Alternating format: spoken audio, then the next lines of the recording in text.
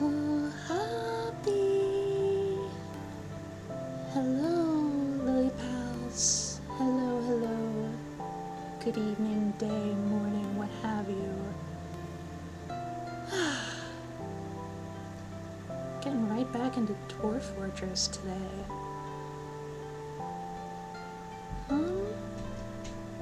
I don't have anything specific in mind for this particular session. I'm mainly just gonna wing it and, kind of hope that, we can find at least some aspects of intrigue while I continue developing our fortress. I've decided, based on, I know I nicknamed a bunch of our dwarves after a bunch of my Twitter followers, and I figure I do want to keep the nicknaming tradition up,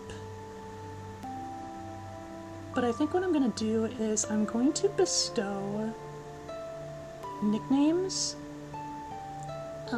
based on, obviously, people I know, and I'm only ever going to bestow them if they ever do something noteworthy, such as, they, create an artifact, or if they, if they become a noble, or if they become, a successful warrior or something along those lines. So that way, I'm not limiting myself to, just nicknaming dwarves, based on my other followers or friends' participation.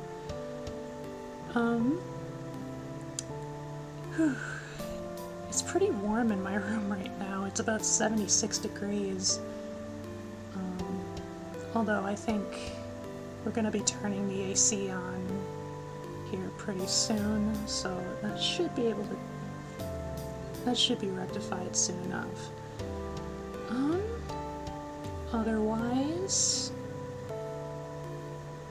yeah, I think this is going to be a fairly chill stream. Yep, just a good old time with dwarves.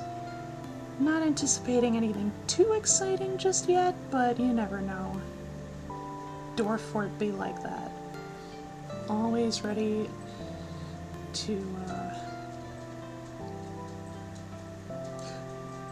as Lacuna Coil would put it, life will be ready to twist up your world. I guess another little quick aside before we get started. I have finally figured out how to get Krita and OBS to cooperate with each other. So, art streams in the future are now back on the menu. Woohoo! I haven't been drawing too much lately. I have been drawing, but they aren't really related to VTubing or anything. I need to get back into that habit. There are VTubers I still want to draw, but nevertheless, we'll take things one step at a time. Anyway, y'all ready for Dwarf? Let's go a Dwarfin. Yes. And we do. Here we are.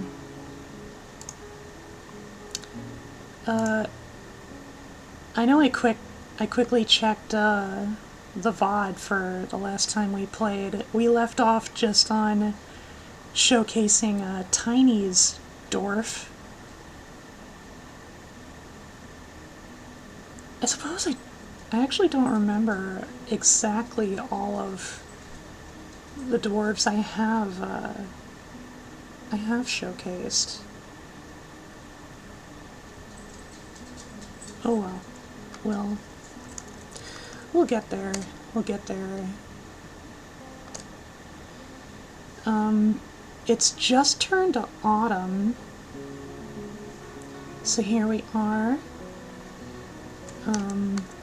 Currently paused. We are currently 15 dwarves strong. We have 6 miners, 29 total animals.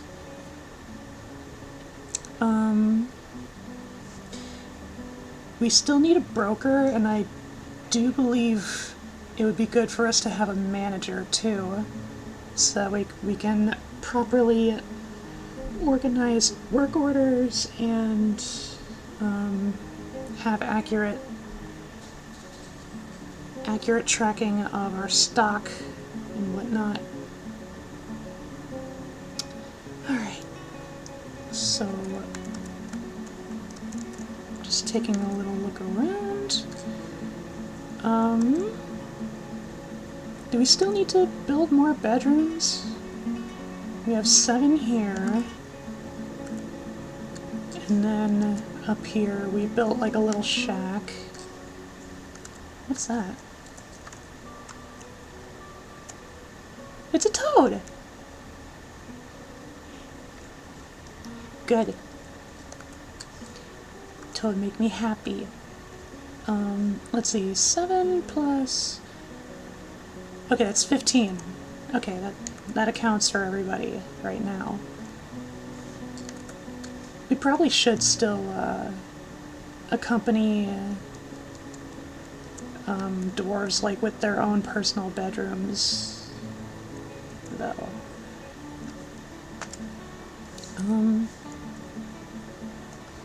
Yeah, beds are getting built. Let's see, barrels. I can see cups. I know I mentioned last time that autumn is usually trading season, at least for the dwarves. And a trading caravan is due to arrive at virtually any moment in the season. We don't have a trade depot built yet, so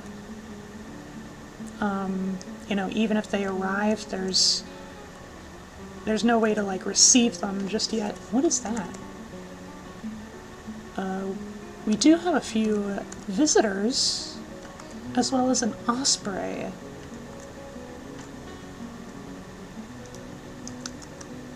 Alright. Still loads of logs out here in the wild. Alright.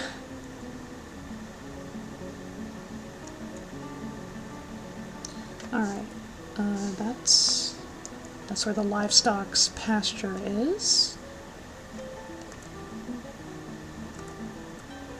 One thing... What? Why are all of those... Why are all these animals stuck in the trees? No. No. Take care of these trees. That's not good. Should probably... I know there's,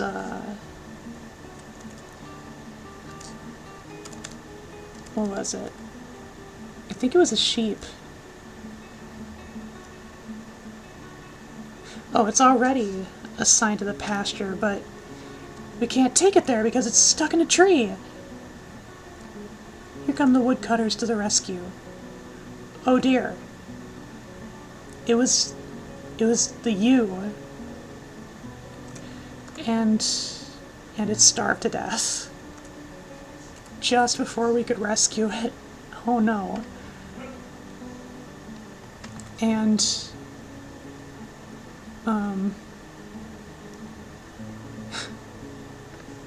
yeah, chopping down the trees caused...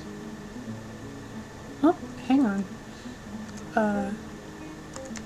Chopping down the trees while while the dogs were in its midst, in its branches, caused them to fall, and one of them apparently got injured. Let me see. Willow log strikes the stray dog in the left front leg, and the injured part is smashed into the body in an unrecognizable mass, and an artery's been opened by the attack. It gave in to pain, fell over, and lost consciousness a few times. Oh no, that poor dog!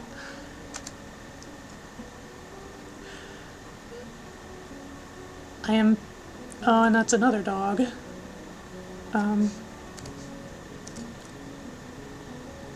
Wait.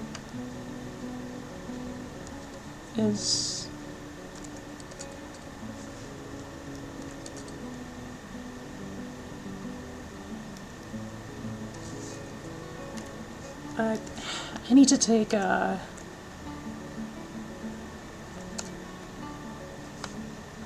right front leg is mangled beyond recognition. Okay. I'm not confident about how well these dogs are gonna do. At least we have a lot of dogs.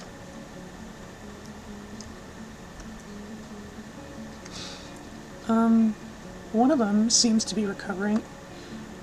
Avuz Oslan Shibeth. I am your liaison from the mountain homes. Let's discuss your situation. So anytime the dwarven caravan arrives, an outpost liaison usually comes and gives us a report about the world at large. There's much to share. And then alongside, learning what's going on with our fellow mountain homes and dwarven neighbors, we can also now request certain goods, certain trade goods. Let's see. What do we need? I suppose we could do with some leather. Yeah, and so, like, when you request something, you can request it, like, in various tiers. Usually it's best to only leave it on the lowest tier, so that way, like, the game acknowledges that you want that, but, like, when you make higher demand for it, then when the next caravan arrives with those goods, it's going to be more expensive. Like, the more expensive, like, the more, like, the higher the demand is. So, you don't want to make the demand too high. Let's just go with, yeah, just basic stuff. From basic, just keep it from, like, basic livestock. We could use with some silk. We don't currently have any trading goods right now, so we're not going to be trading with the caravan this season. Yep, these are all just to account for next year. Iron, silver, copper. I have no idea what kind of metals we'll find once we start digging deeper, but like, so yeah, so it's always good to like request those beforehand. Small cut gems, we'll probably find some of these on our own. There's not always a big need to request any gems from other settlements. Like, unless just to personally suit your tastes. And like, the difference between small cut and large cut is that small cut gems can be, what's the word? Embedded into items and objects to make them more valuable. Large cut gems, however, are kind of just like trade goods on their own. They're not that good, but they can also be used as bait for certain creatures that like shiny things.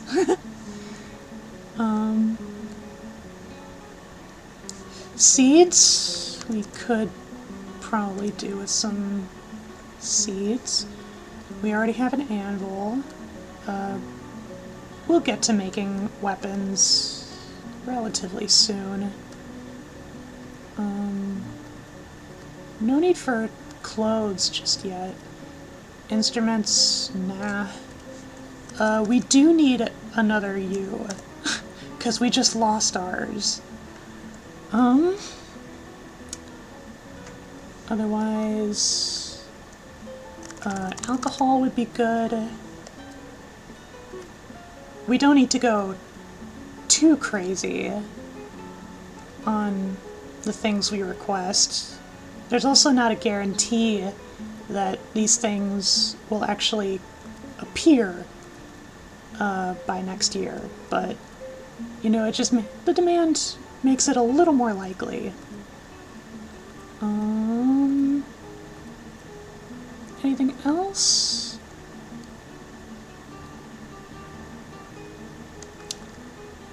I don't think so. Yeah, I think we're good.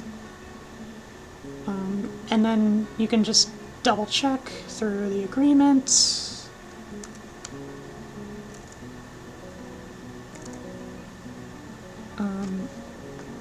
There's really like not much need to actually do it. And then the export agreement, what the mountain homes are wanting from us. Okay, so there's very high demand for tools, toys, tanned hides, meat, and scepters. We can do that. There's also a relatively high demand for crossbows. We'll probably have to make a bowyer workshop. A bowyer. And then, yep. We can do that. And then, yeah, it's like fortunes rise and fall together.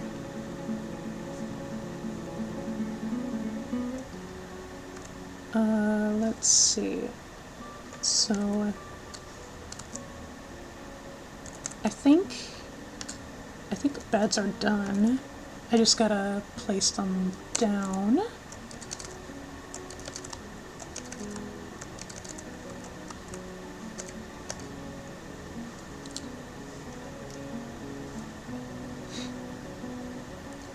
Just wait for them to be placed down, and then we can assign them to the appropriate dwarves. I know we resolved on keeping the children over in the top side dormitory.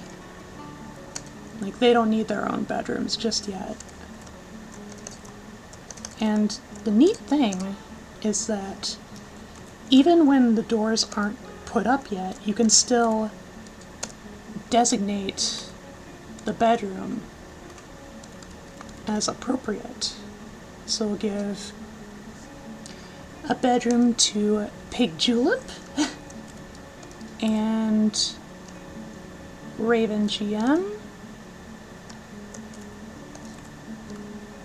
and Arbo,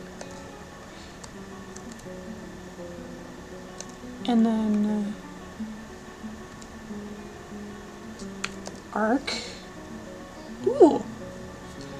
Turns out that Ark is married to one of the other dwarves. So that's convenient. There will be a spare bedroom for anyone that needs it. Right. We don't. Ooh! One of the dogs has given birth to Oh my. Given birth to a puppy, another one gave birth to puppies, and then another one gave birth to a puppy. How many? That's 5 puppies. Good, good, good, good. We are more than making up for even more puppies. Definitely making up for the single loss. Well, actually, no.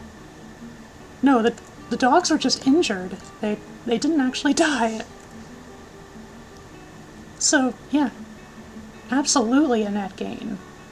And then the puppies are just free to wander around and run around and play everywhere. What's that? Oh, it's a buzzard's corpse. Eugh. Let's see. Yeah, we got buzzards, a wild eagle, a bunch of animals that are like associated with the caravan, so like they're not gonna stay here for long.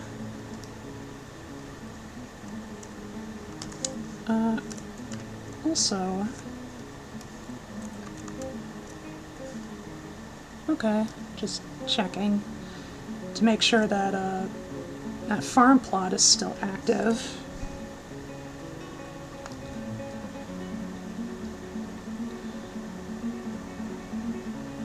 You know what I think would probably be a good addition, a good small project? So I know we built, you know, this little shack over here for the children to sleep, but I think it would probably be good if we had like a lookout tower.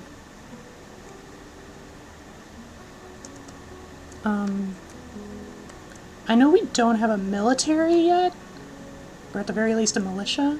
Ooh, we have kittens now. Yeah, we don't have anything in regards to soldiers just yet, but I think it would be like good to have a watchtower built up first, so that way, like, at the very least the soldiers would have a place they can actively patrol instead of like just having to wander around everywhere.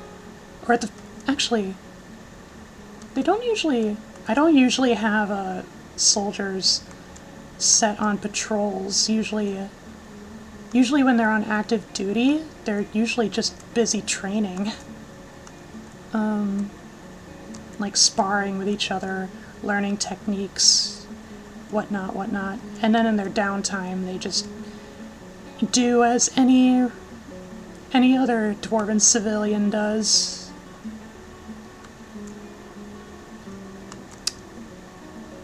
But nevertheless, like, I think a watchtower would be cool. Plus, I don't want these dwarves immediately becoming susceptible to sun sickness, so a good outdoors project I think would do them some good. So I think start with a floor. Don't want it too big. And I do want it to be even.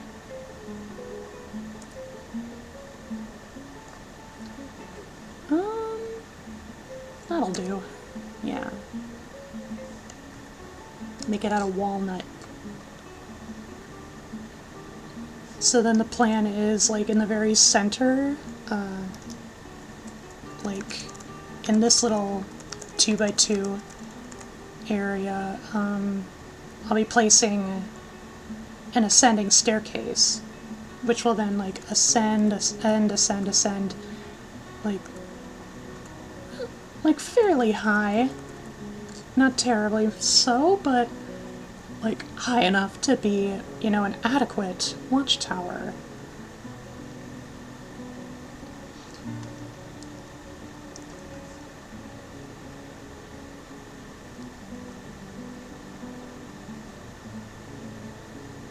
It also means the Watchtower will probably, like, it creates incentive to have archers in specifically having ranged soldiers. Okay, the floor is done.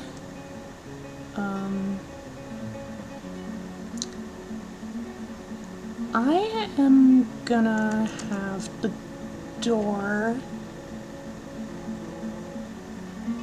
be placed, or like the doors rather, like in these two little spots, just wedged between these walls.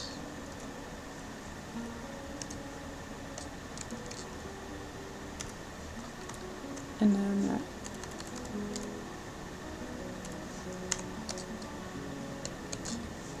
just all around.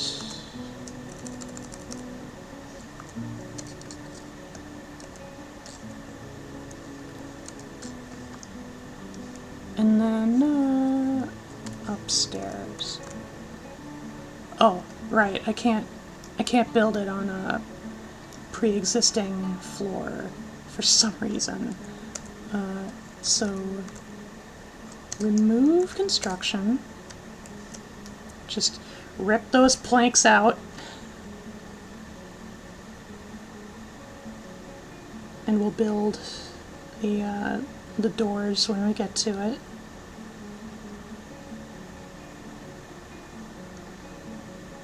Ripping that wood out.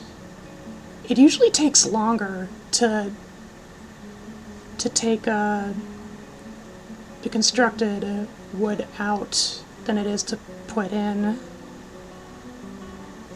And then just like this.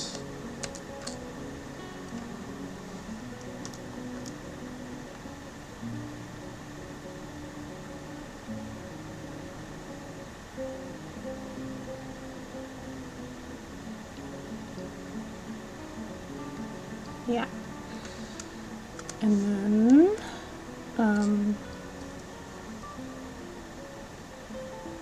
what I'm gonna do is I'm gonna build, I have to build up downstairs, otherwise like the staircase won't work. Like you can't properly traverse like around it. I usually have to go like level by level, which is fine. Like I'm planning to build the staircases first, and then I'll build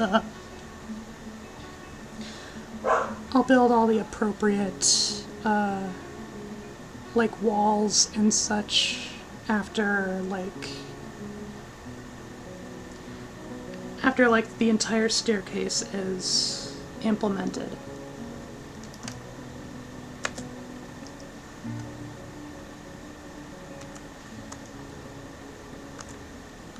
Nope, we're starting right on that. Merchant's gonna be leaving soon. X. Do it up another layer. Just gonna keep going up.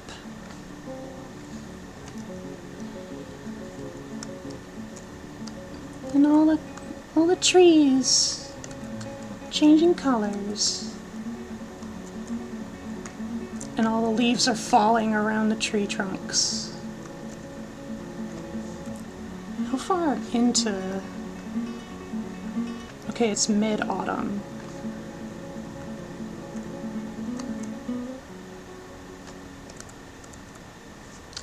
Alright.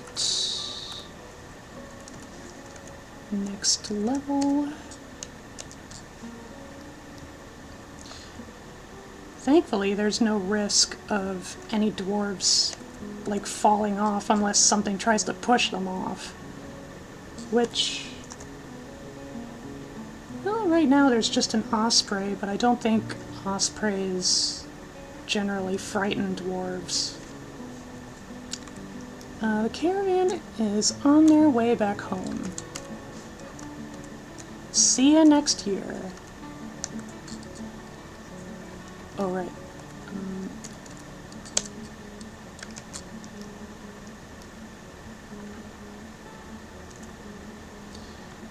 Let's see, how many levels do I actually want this tower to be?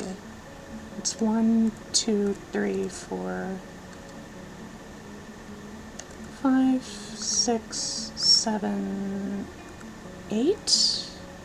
Let's go 8.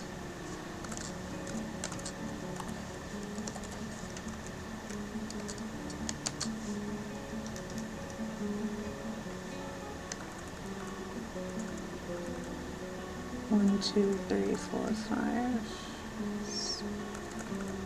1, 2, 3, 4, 5. Okay, 3 more. Ah! Buttons!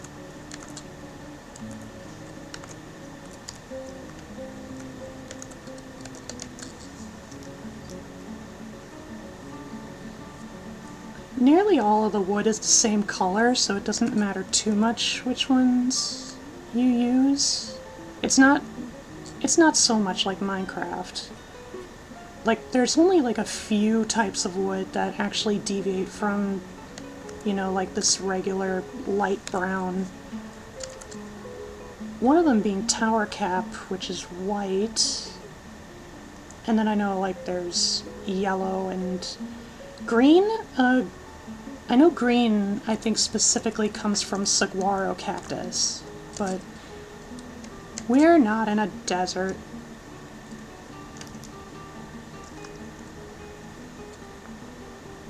So I think it's just one more after this one.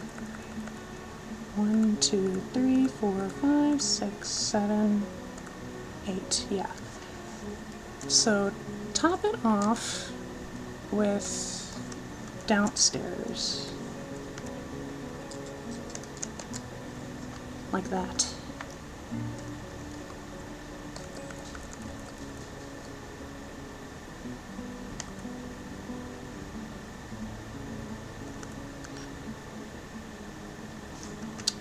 I probably should have those doors ready.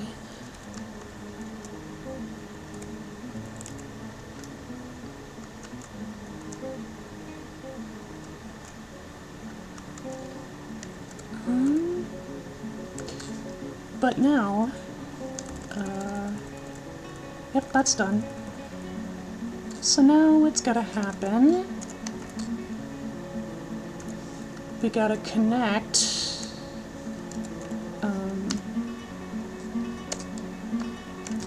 we gotta connect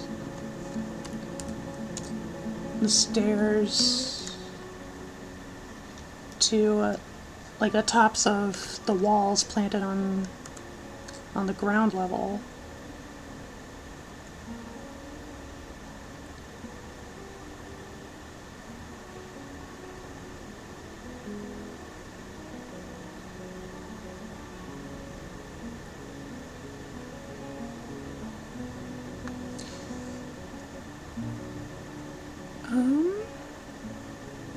Actually, we should probably do one more.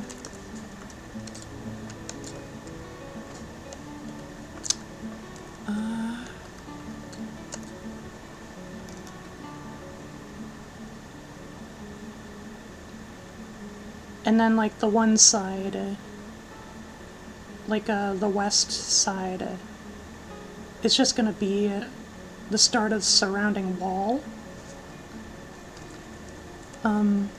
And then the reason I built the other 3 pathways is specifically because we're gonna place walls on the corners here.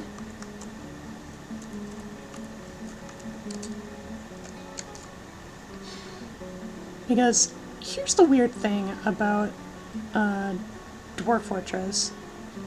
So I have it set so that if like, let's just say a block, if some kind of physical material is like on a corner and it's elevated above the ground, like if there's nothing directly adjacent to it, either north, south, east, or west, it will collapse. It will collapse. So to prevent that, I set up, I should probably have my cursor on capture like this. So like these three pathways are going to support these two corner walls, and then these other two corners are supported by the adjacent wall. And then I'm going to rip, well, one by one, I'm going to rip up the floor scaffolding and replace them with wall. First things first, though, I should probably build more floor.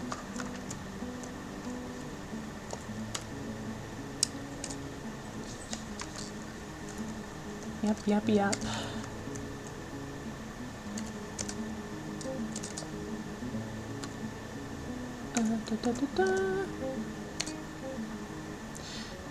Honestly, I was making it sound more complicated than it really needs to be.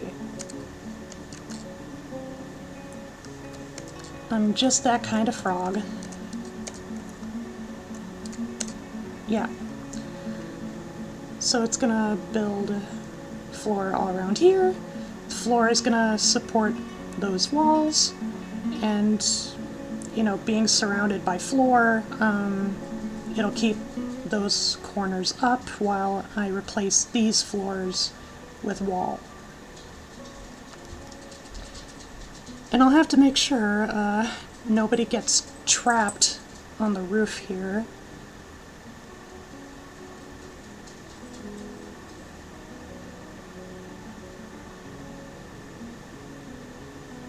Yep, so they're just putting all the wood in place.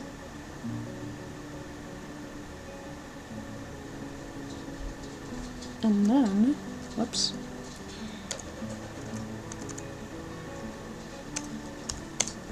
And then we just designate those spots to be ripped out. Migrants have arrived, starting with a hunter. Alright. That looks like a donkey, a child, 2 minors, either a llama or an alpaca.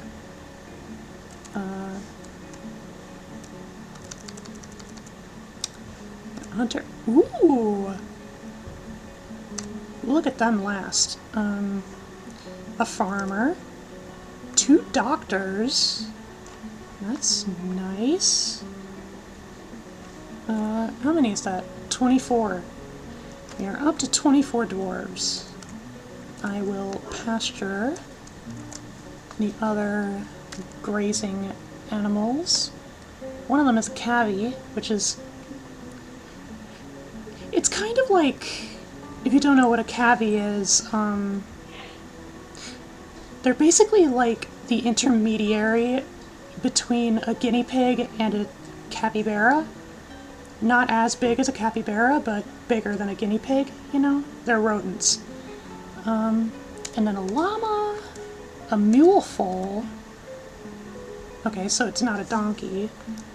But yeah. Right, and the weaponsmith. So you can see that their name is flashing. What that means is that they are essentially a master of their craft. Let's take a look.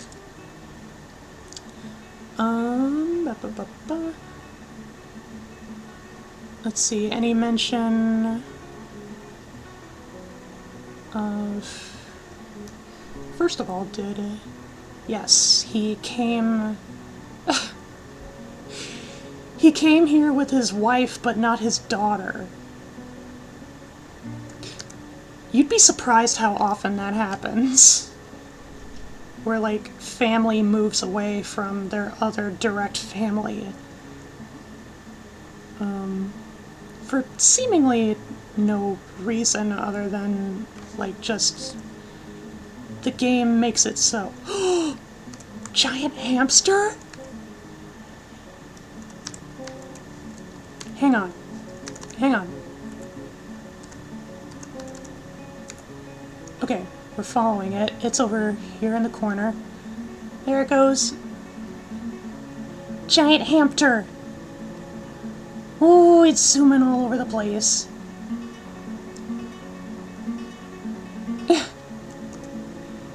I wish we had cage traps so we could try to catch it. Okay, the doors are ready.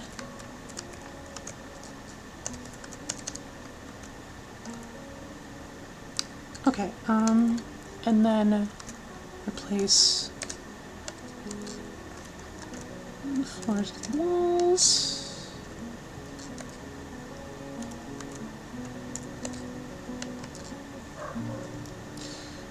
And then the continuing process for the Watchtower will be made simpler thanks to the establishment of these walls. Alright, built right up.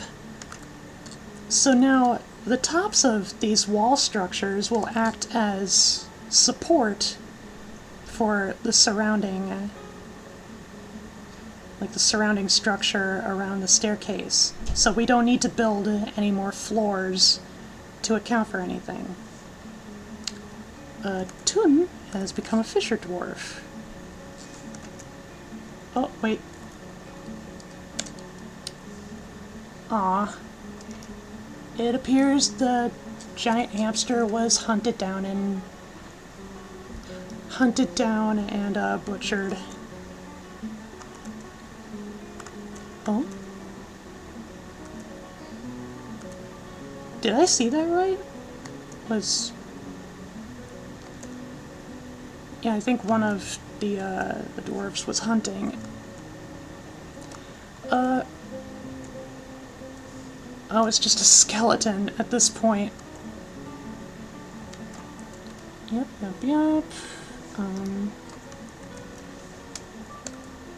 Oh, right, the next two bedrooms.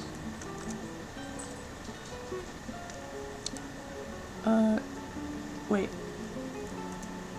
Doors. And... also, hang on. I didn't...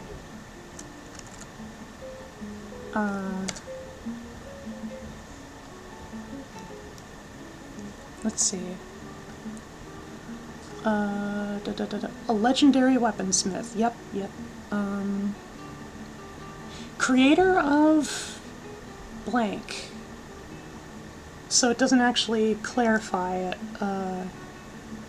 Like, it seems they got their skill from...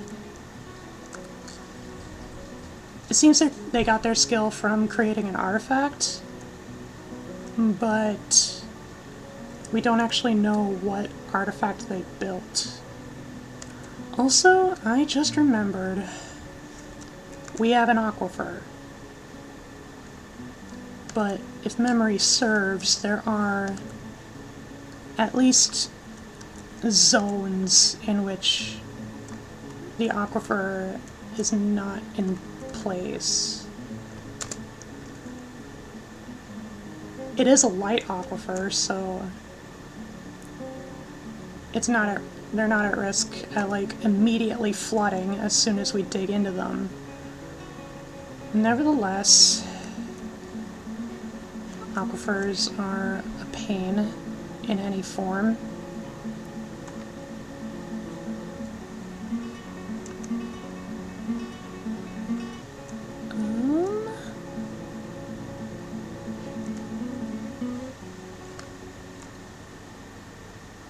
Wait a second. Do I have Fisher?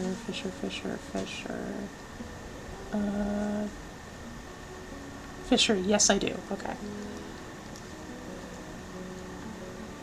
Just making sure. Actually, this is the fishery, okay.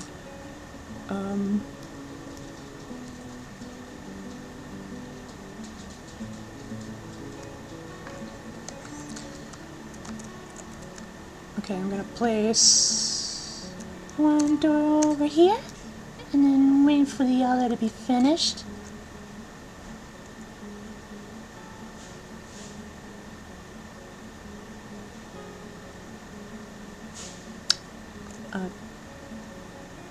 Did it get built?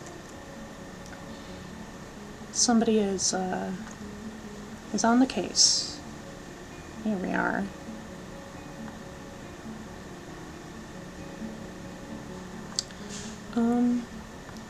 I suppose now we should probably assign our manager as well as our broker. Virtually anybody can be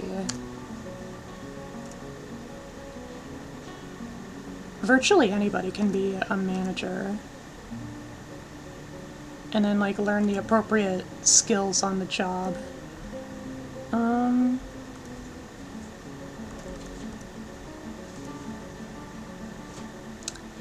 Since we have plenty of miners, let's give Rui the role. And then actually we probably need a broker and a bookkeeper. And then for bookkeepers, at the very least high precision. So that way all of our stocks are, you know, as accurate as reasonably possible. Let's see. It appears that my wifey Stellar, with the appraiser skill, is the best natural fit for the job. So congratulations, wifey, you are now our fortress broker. And then bookkeeper.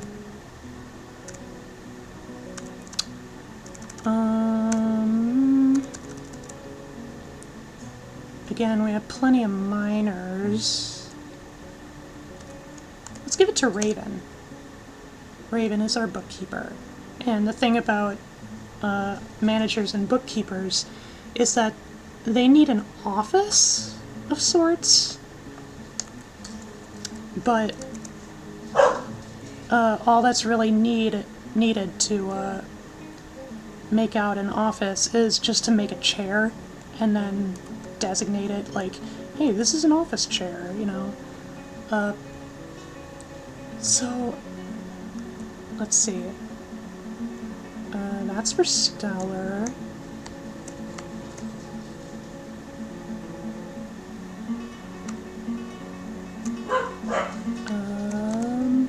Okay, so I'm gonna have to put a chair in Raven's room. And then, right, I need to... Oh, Rui didn't have a bedroom yet. Okay.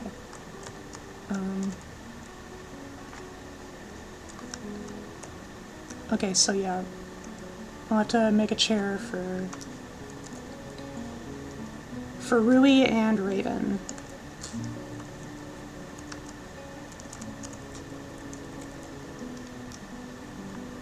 And then I'll just plop those chairs into their rooms, call them offices, and we're all set.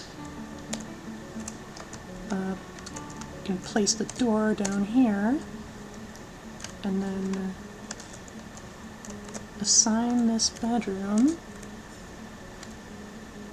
Should probably give it to the weaponsmith, since we know they're married. Because married dwarves will pair up with in the same bedrooms.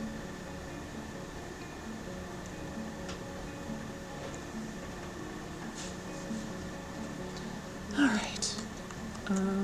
Back to the Watchtower. Whoops. Yeah, so... yeah, building structures on corners first, because usually, like, it doesn't tend to work unless, like, there's a foundation first.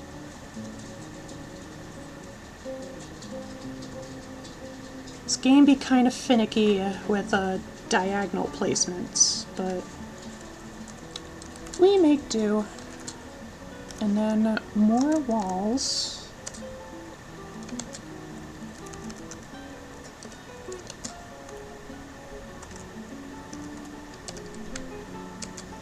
Gotta be careful I don't use our tower cap logs, because then it'll be off color.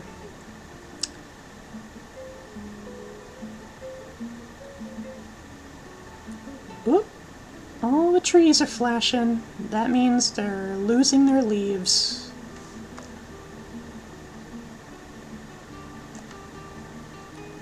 Doop-de-doop-de-doo.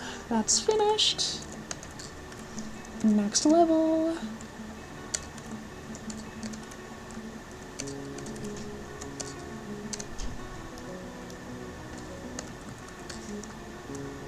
Oh.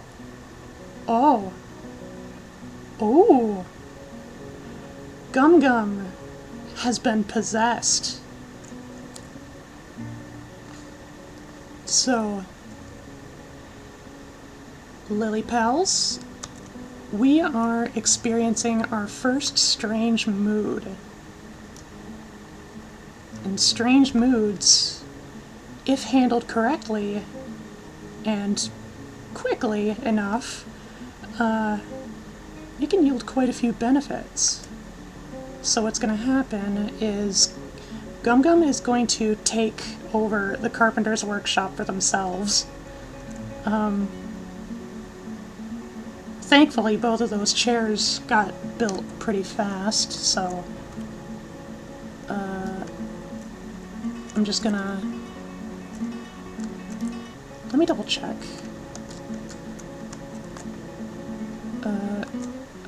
Okay, this is Raven's room, and then this is Rui's. Okay. So place a chair right here, and then a chair in here. So what's going to happen is, you know, Gum Gum has claimed the carpenter's workshop, and dwarves in a strange mood are going to require certain materials. However, since Gum Gum is just a carpenter, all they need is wood. That's the only material.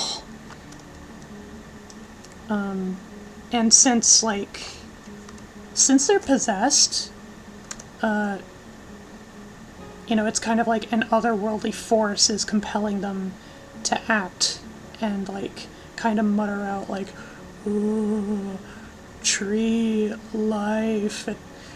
It just means they need wood. And there's wood right next door. They might need a couple logs at least, but with all their materials secured, Gum Gum is now making a mysterious construction.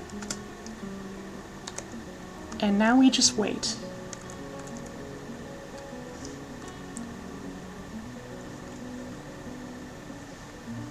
Yep, and then just finish the walls on this level.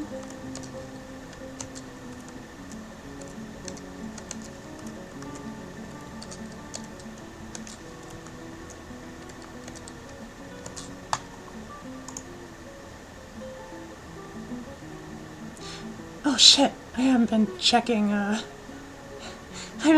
chat.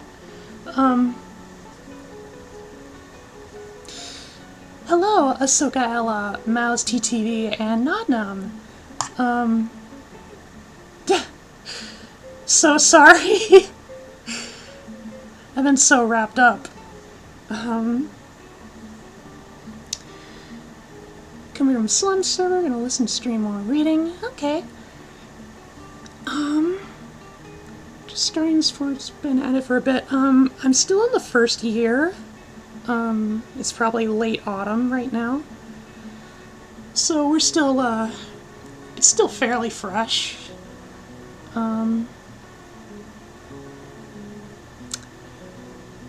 Did I draw the frog that I'm using right now?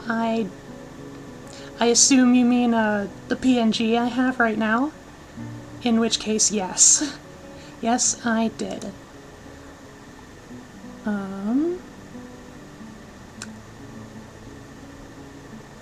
And posture check. Still here too. Glad to hear. I don't mind you lurking, but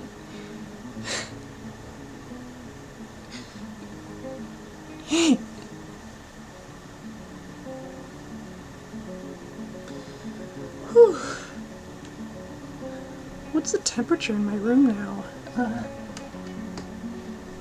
Still 76. It's still kind of warm in here.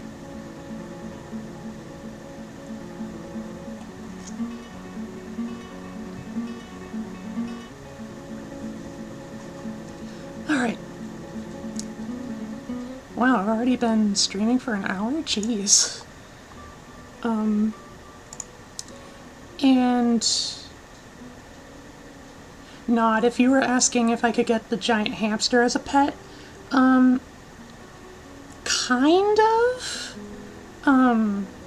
It is definitely possible to tame various, like, wild creatures. As far as making them pets, I think the way it works... Just seemed you were passionate about the game so you weren't reading chat. Well, you're not entirely wrong.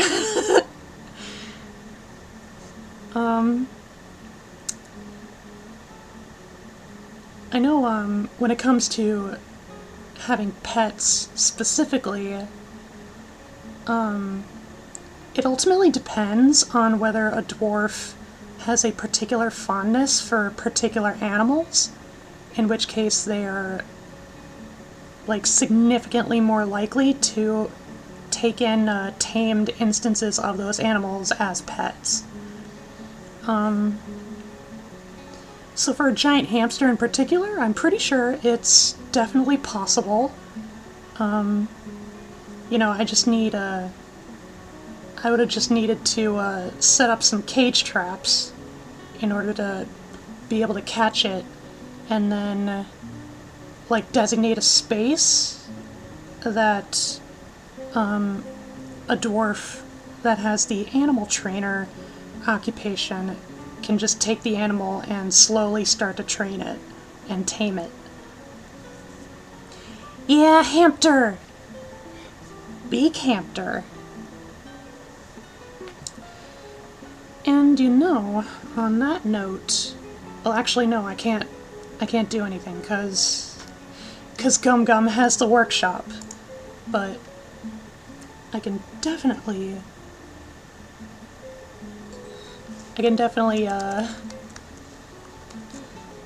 when the time comes, when they're all done, I can start building at least some wood cages, and that'll be a start.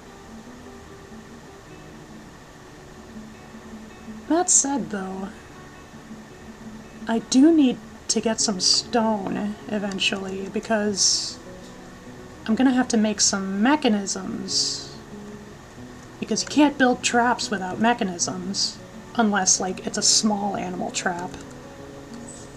Also, while I'm here, since the corner walls are already built, I'm just gonna... Oh wait, actually I can't do that yet. Actually, no, I can. Whoops. Yep, the icon is green, so it... Whoops. So it's definitely Whoop, nope, I caught that. I caught that. Do not build it out of... Do not build it out of the tower cap. We want to save those for something better, something more appropriate. Alright. It is now winter. I forget what exact climate we're living in, so it may or may not snow. In which case, well, even if it doesn't snow, there might at least be some moderate risk of the river freezing. And if it does, that's gonna make trouble. Hang on. Okay. That's just an iron bolt that one of the hunters shot, and it just hasn't been reclaimed yet. Oops.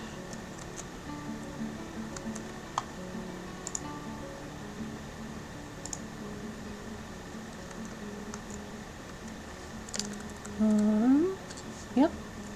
Wall's getting put up right and quick.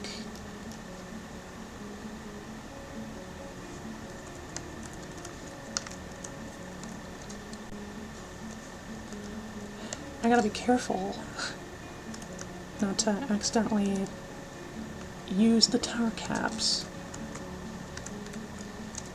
Normally I wouldn't mind, but I want this tower to have the same colors.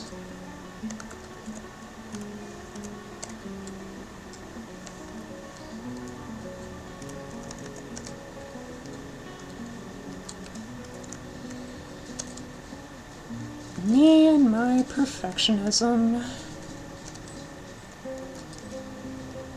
Alright. How many more levels? After this one, it'll be 1, 2, okay.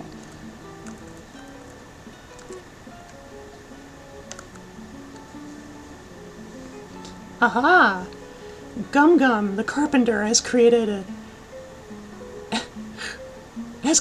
Gum Gum, a peach wood crutch, and she claims it as a family heirloom.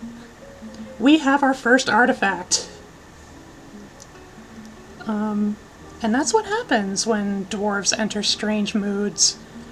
When they get all the right materials, they create a legendary object that immediately becomes world-renowned.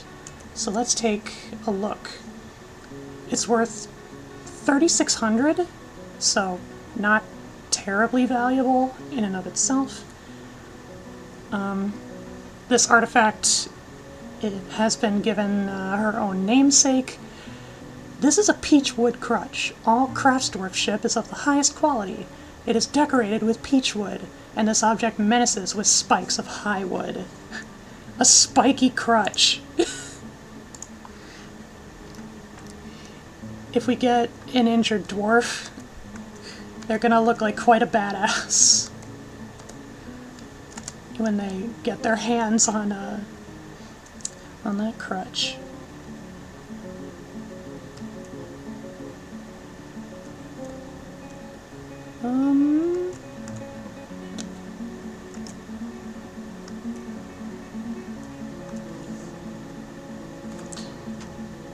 Right.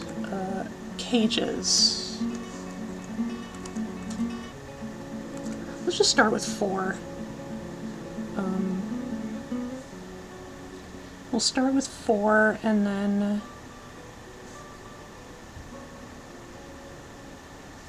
we'll get to the mechanisms later.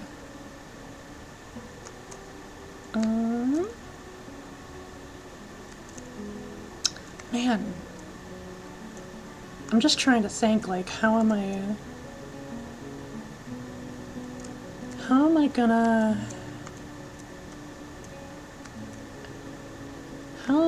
going to get access to stone? Because stone becomes paramount in a fortress's development after a certain point. Nothing to catch in the southern swamps. Well,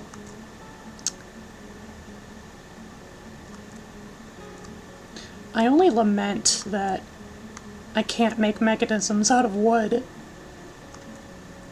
Theoretically, it should be possible. Pink Julep has become a fish cleaner.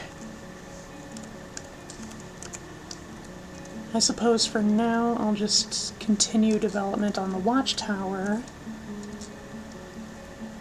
It's almost... We're almost ready to build the top floor.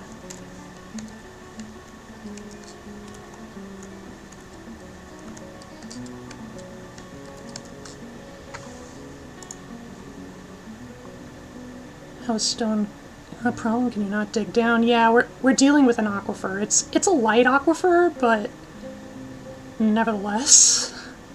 But if memory serves, there are like zones like in the relative area, like just areas that the aquifer doesn't occupy. And I think it just comes down to finding those areas. I probably should... Hang on, what are those? Giant wrens. You know, for the sake of the hunters, I should probably build a bridge across the stream.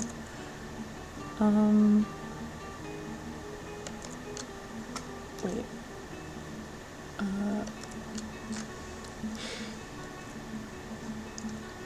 Yeah. It's a retractable bridge, but it won't be hooked up to any levers because we have no mechanisms. Just put a bridge right there.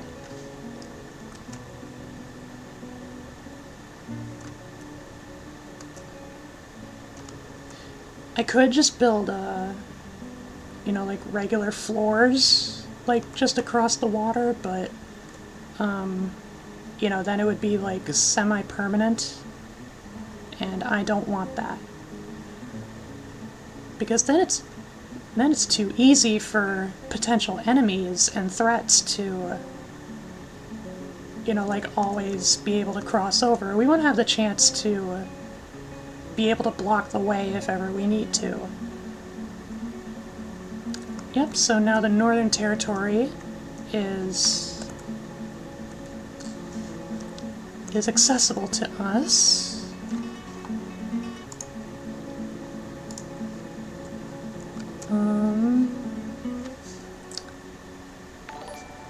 Ooh. Creonichi, thank you for the follow. Thank you for becoming a Lily Pal. Let's see. A lot of visitors all at once. A road administrator? I'll be real, I haven't seen that before. I think it's kind of just like a superficial noble title, but nevertheless, I haven't seen that before. Actually, wait.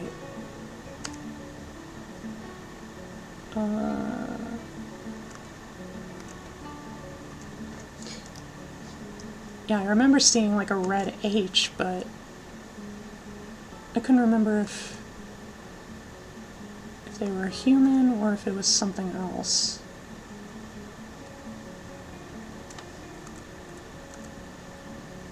I don't think they were human.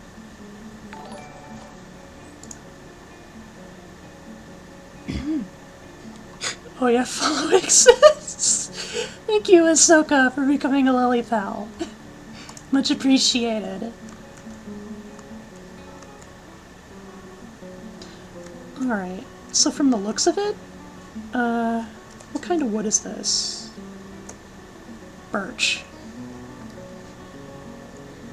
So I think, from the looks of it, we could chop down these birch trees and we'll have more, like, white colored wood in case we want to, like, try and salvage the tower cap wood for whatever reason. Usually they're best savored for things like crafts. in my opinion.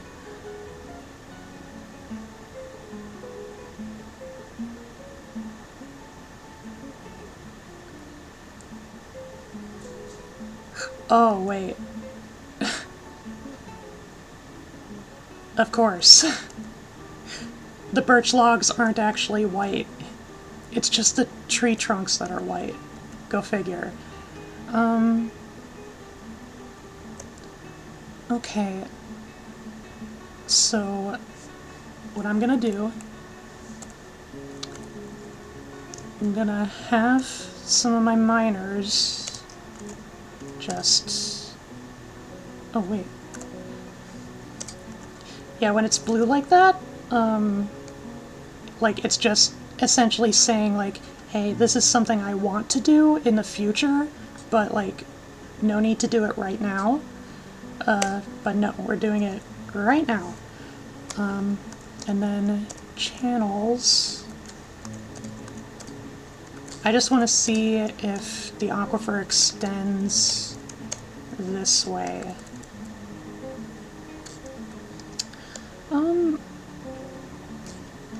How deep? Okay, so level 2. Level 2. Alright. We'll see.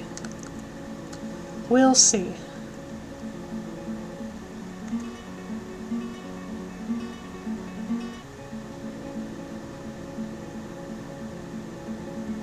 Yep, just set to work.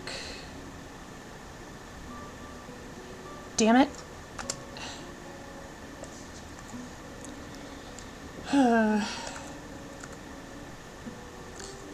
Wait. Okay, that's damp soil.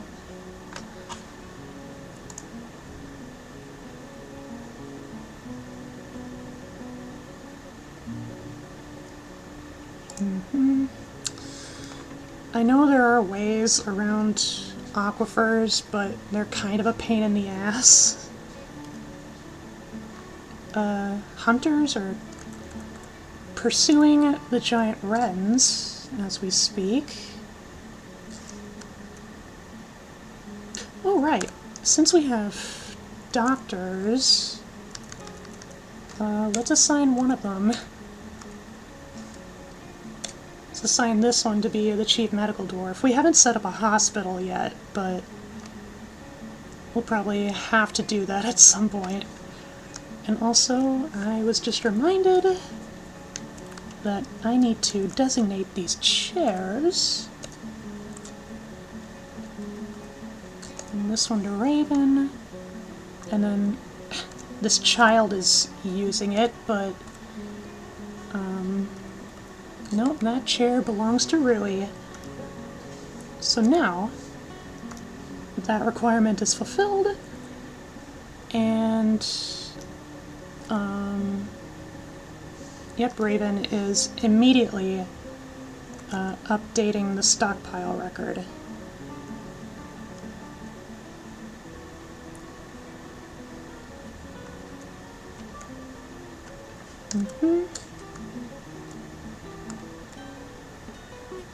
Oh, those are ice blocks. I am concerned. It's just a pond, but that means there's potential that the river could freeze. Well, it is midwinter.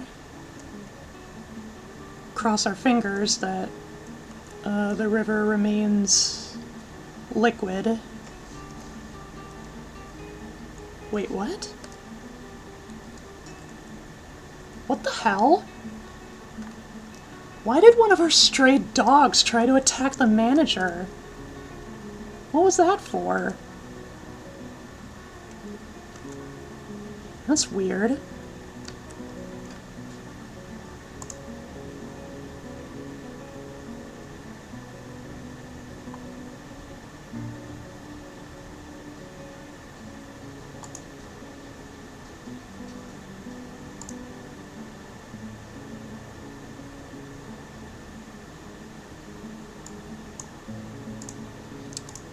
Sorry, I was distracted by something.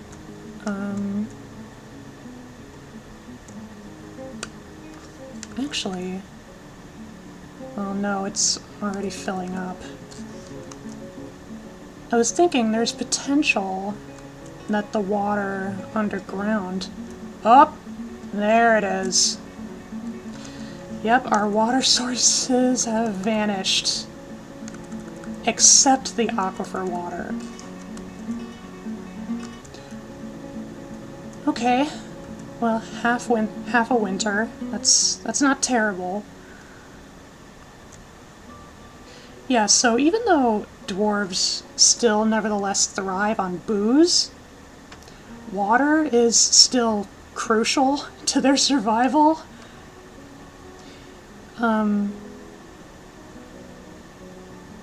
Yeah, so once the water melts eventually, I'm gonna have to dig out like a reservoir of some kind, and then maybe like build a well.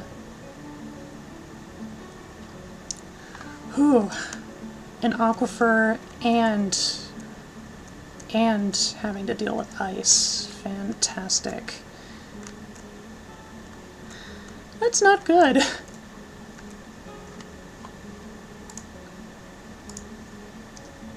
What are these? Tuber seeds. Oh, these are various seeds that we collected from outside. Right.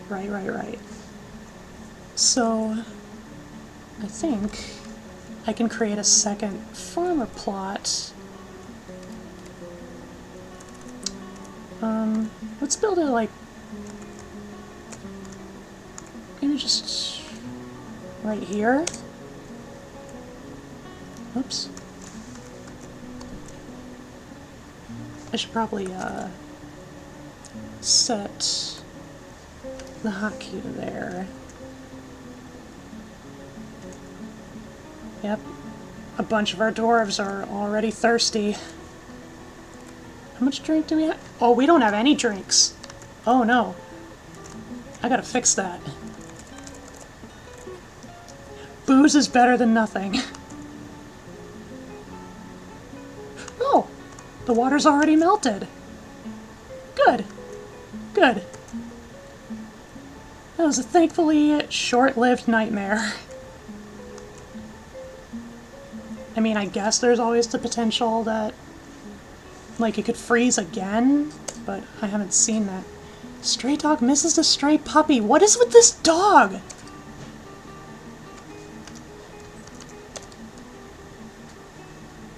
Oh, it's not the same dog, but they are the injured dogs. So I think that tracks. Injured animals tend to be more temperamental.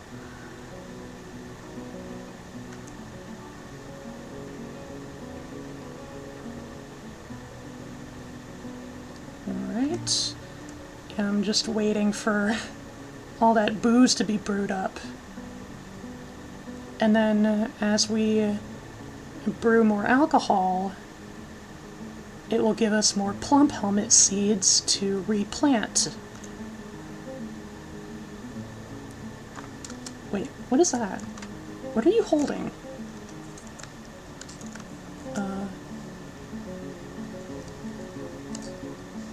Wait. Oh, you're the one that killed the giant hamster. Right, I disabled mouse support. Okay, okay, it's not that. T? Can I look at it with T? Actually, wait, no. Inventory, there we go. You're holding a raw lamprey. Jeez.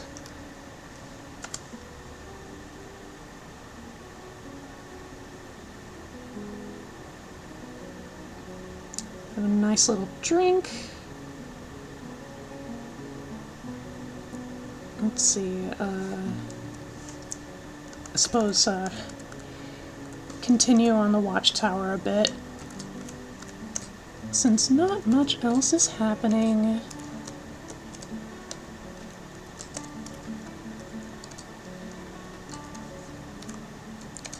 Another reason to start with the corners first is because, like, usually when you build the adjacent ones first, at least in my experience, like, it tends to block off access to... Well, actually, no, because these corners are supported by wall tops. I don't know. It's a habit I'm used to.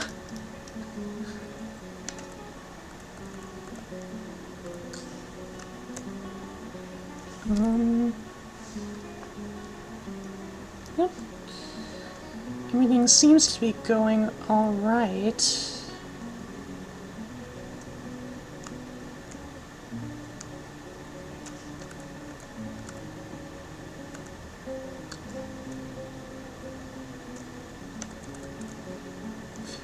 Yep, that spot is almost full.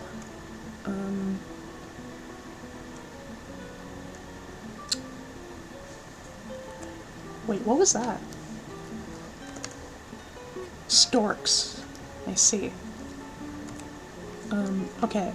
I'm gonna have my miners go over here, do the same thing. Just see if the aquifer stretches out through here.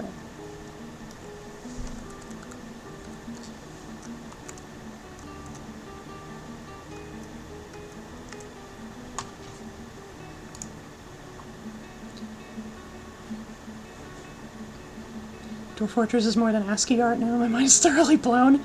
Well, first of all, hello, Gaming Gubbins. Technically, no. I'm playing with the Lazy Noob Pack, which provides multiple various texture packs to substitute the ASCII art, because I figured the ASCII art would be like too much for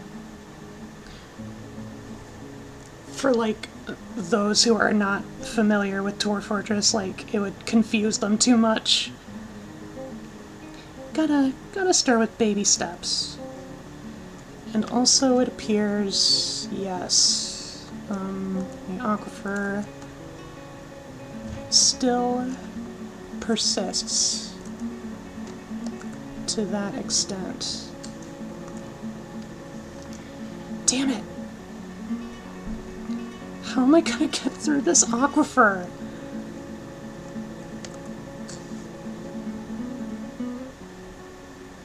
There has to be some spot.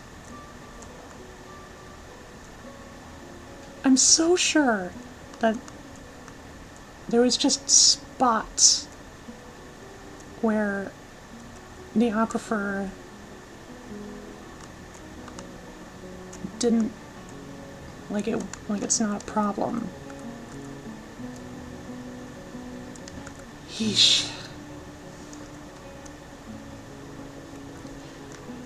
Honestly, if the aquifer becomes too much of a problem, I might retire this fortress early and start over,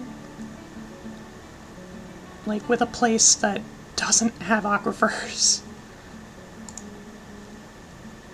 See that? Navigating the maze and asking for Dwarf Fortress probably isn't the best for an audience. Precisely.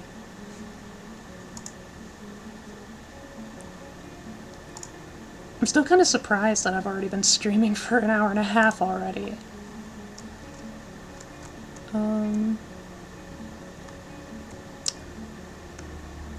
Right. So... Alright, I'm gonna just keep it idle right here. Actually, right here. There's, you know, a bit more noticeable activity, because I have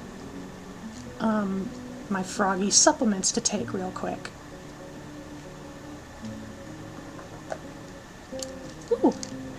the mule foal has grown up. So now they're perfect for butchering.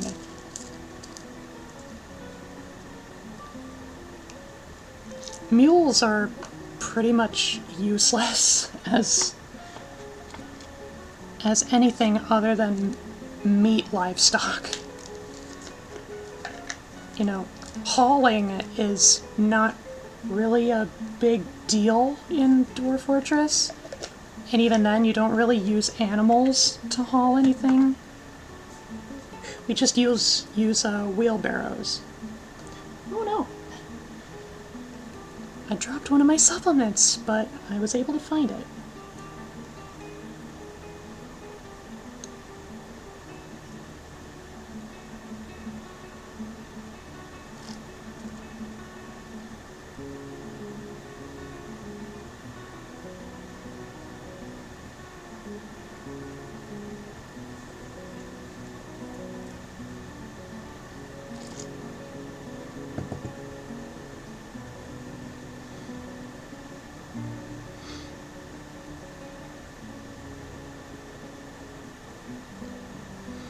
It's been a while since I've had to, like, pause stream to do that. Usually I get so hung up on the game that I forget to do it until much later than I usually should.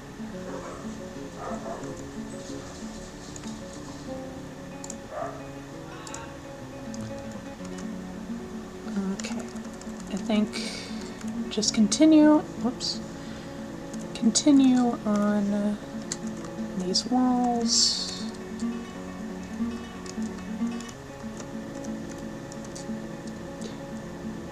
Nope, that's not what I wanted. Deselect.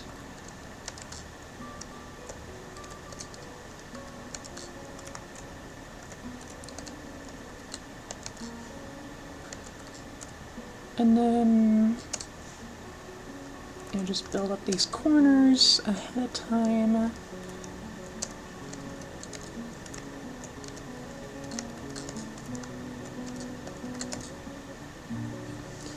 And then I think, yeah, that's the last staircase segment before we build the top of the tower proper.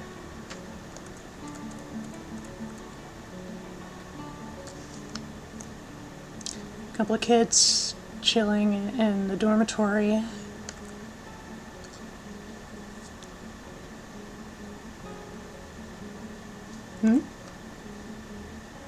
What? Did one of the storks get in the way? Or like one of...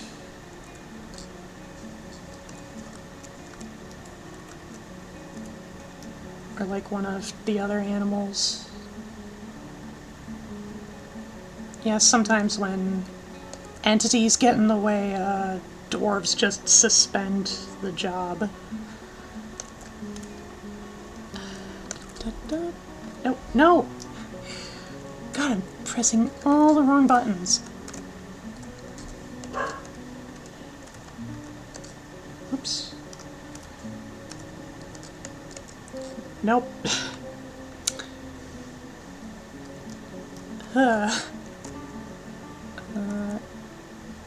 Yep, like that.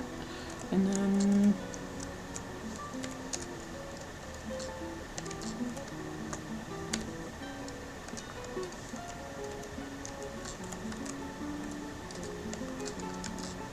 Alright. And we'll be done soon enough with that.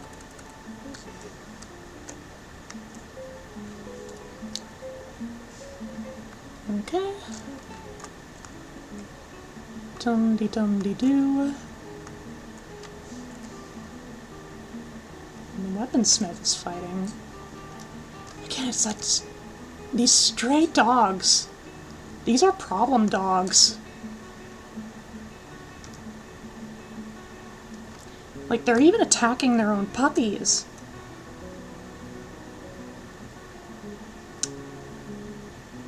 We might, if it gets to be too much of a nuisance, we might need to take matters into our own dwarven hands in regards to these dogs. And now, with the arrival of spring, we have successfully survived our first year.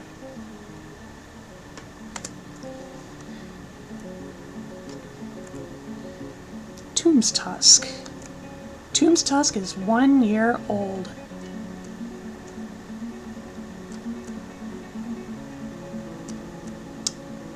At some point, I should probably build more workshops.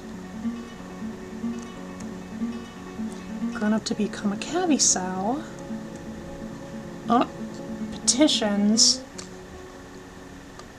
Seaburn Diamond Graves wishes to reside in Tomb's Tusk to entertain citizens and visitors.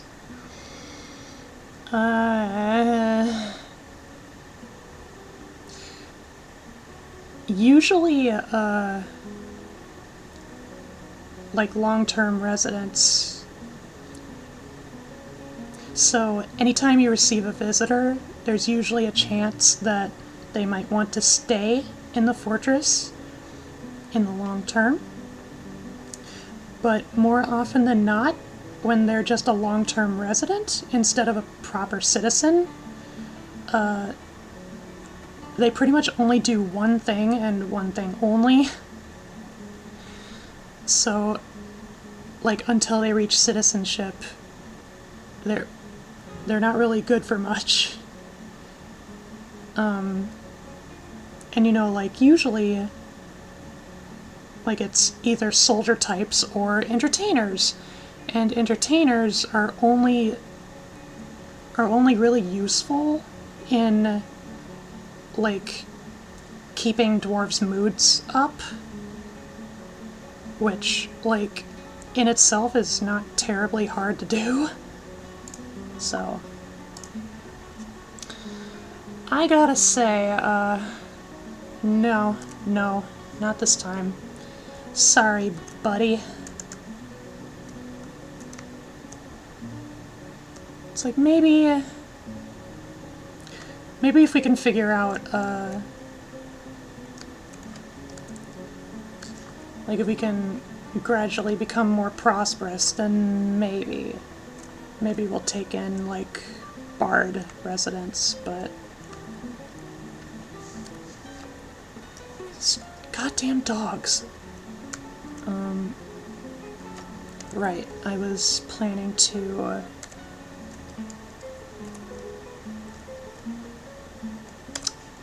it's gonna be kind of awkward, seeing as I'm literally just, like, digging a hole in the ground to start off.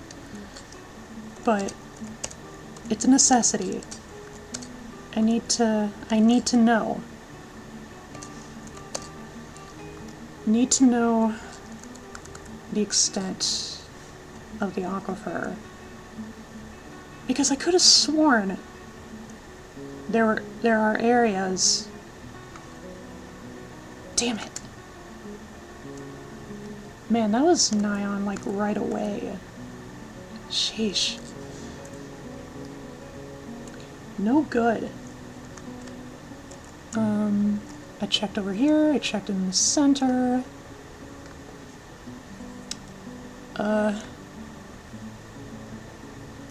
I haven't checked either over here or up here in the right-hand corners. Another petition. No, we're not taking entertainers.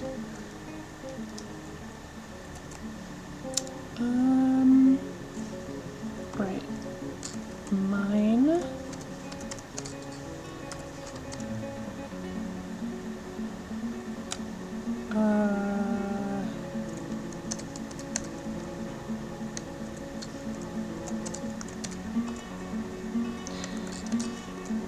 I'm not getting my hopes up, but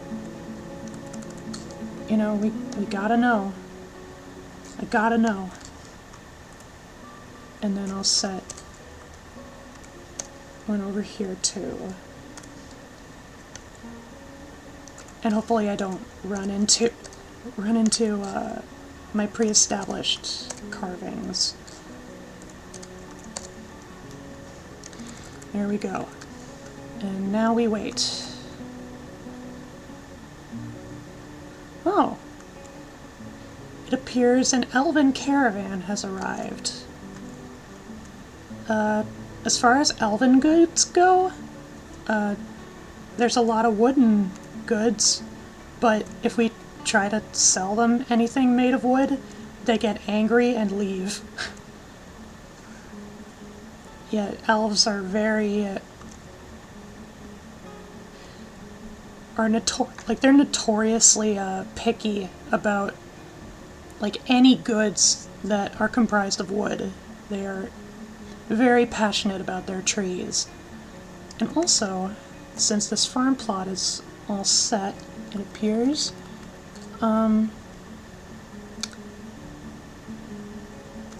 let's grow some lettuces in spring. For summer, we'll go with tubers. Autumn, we'll have turnips. And winter, we'll grow rye.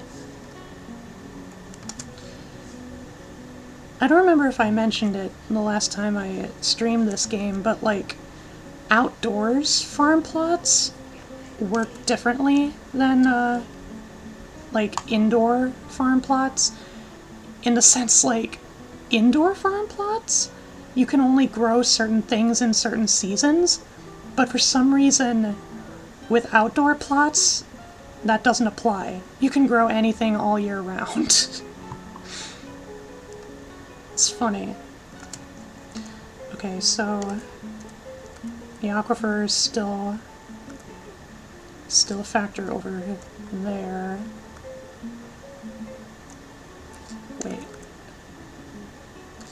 Wait.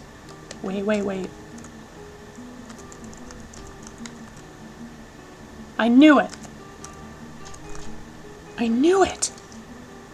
Oh, never mind. I got hopeful for a second there.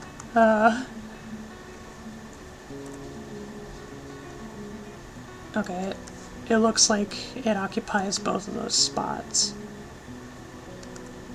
Damn it! So annoying.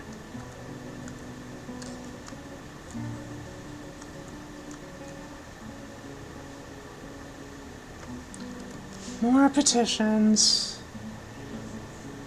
No.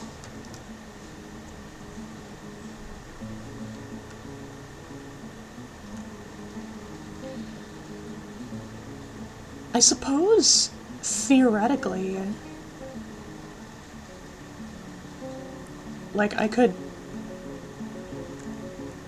like, since it's a light aquifer, I could just, like, try to keep digging and make it just so that, like, by the time I hit, like, a rock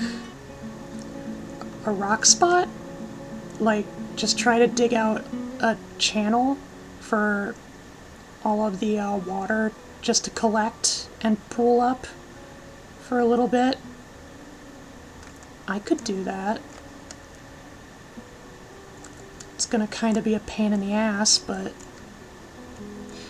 if we want to get access to stone, it's gonna have to happen.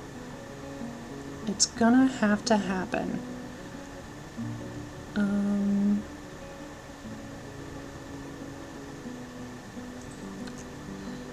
And I think if we're gonna do that, then I am gonna need to make grates. Maybe a couple more.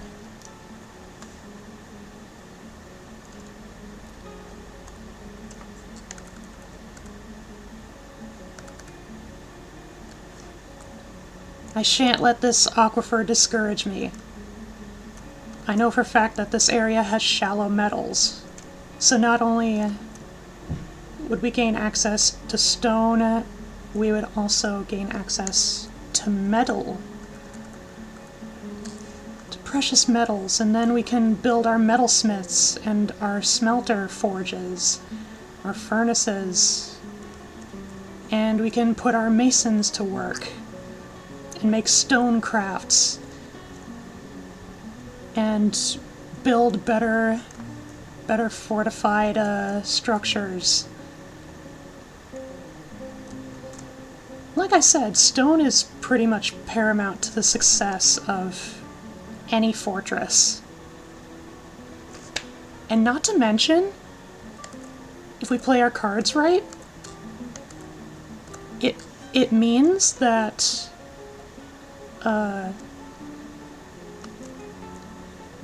like we play our cards right regarding the aquifers, it would also solve the problem of like losing our water source in the winter, even if it's only briefly.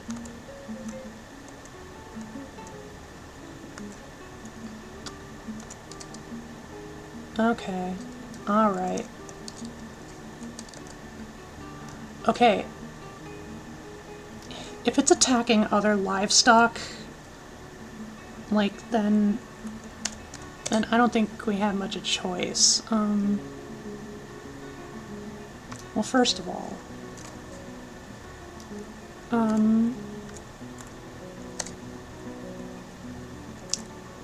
zoom. Alright, there's one.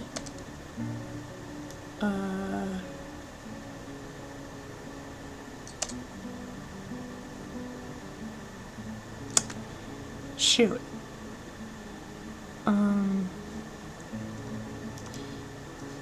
Am I able to check which animals specifically? It doesn't look like it. I was thinking if I could give them nicknames, then I could be able to tell them apart.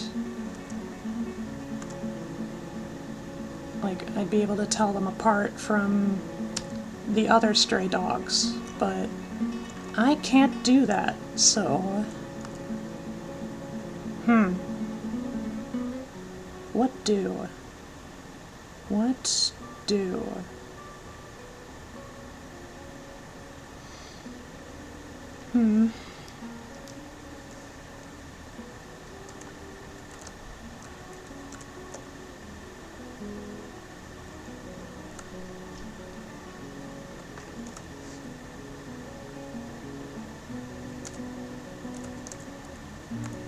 No.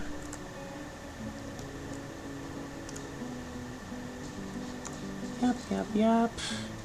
Aha! Okay, now I gotta find the other one.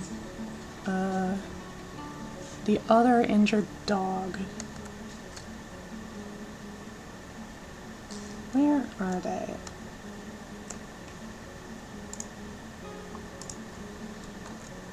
Let's see,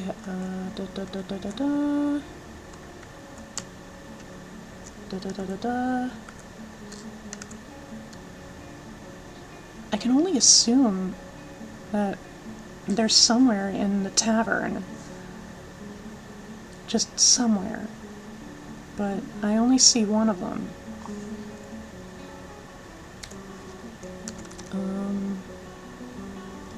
Also, which one? Tail is mangled beyond recognition. Jeez. Okay, that's the one with the left front leg. I need to find the one with the right leg injury.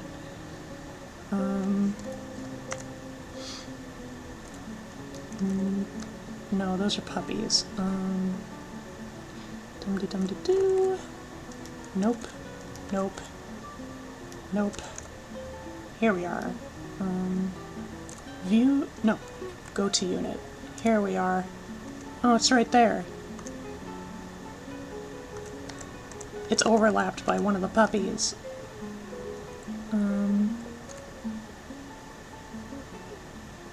Yeah, so... Yeah. Just take those dogs. Take care of them. If they're causing problems for the other animals, then can't be helped.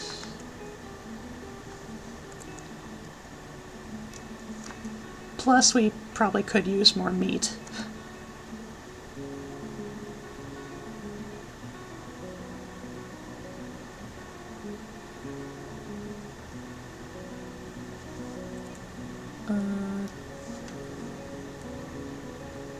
There's the other one. Okay, they're both taken care of.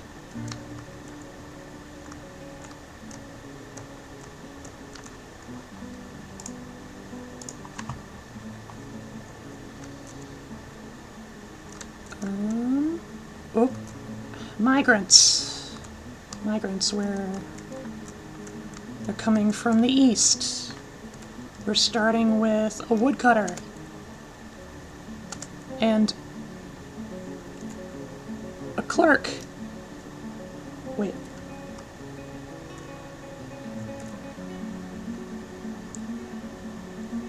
Talented record keeper.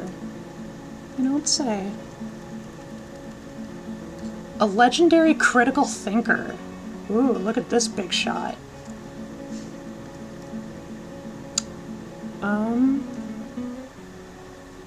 Alright. So, I think... Yeah, Raven's spot as a manager. Looks like there's a little bit of competition. Too bad we can't have multiple managers at once. Wait. A trader? Well, geez. That goes for the brokers, too. Oh my god, there's so many. Okay. Pen all the grazers. Cavi pup, alpaca, horse foal, a yak calf, and a donkey foal. A bunch of babies.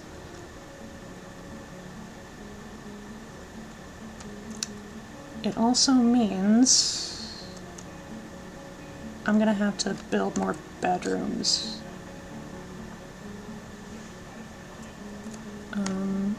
In which case... Yep.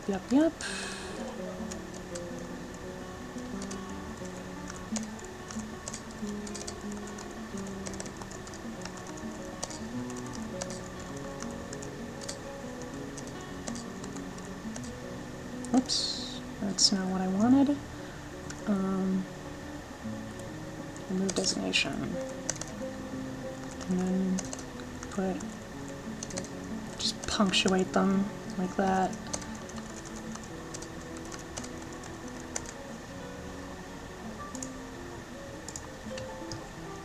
Alright, that's a start, but I'll have to extend the hallway now. I suppose that would make a good opportunity to like carve out another space for more workshops, like right over here.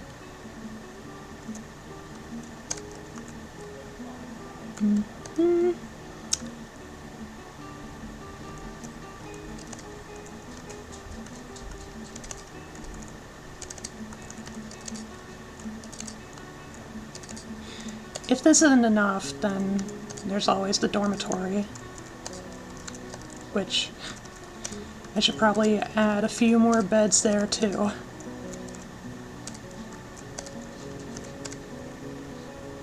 Alright, so how many beds is this? 1, 2, 3, 4, 5, 10, 13. And how many? We're up to 39, Jesus Christ. I hope some of these dwarves are married to each other. Speaking of which, we have quite a few proficient dwarves on our hands. It's very interesting. Okay, so what I do now, go to Jobs, Manager, New Work Order, bed, 13. And then wood door, 13. And I don't need to do this, but to reduce the risk of like one of these doors or beds like accidentally being made of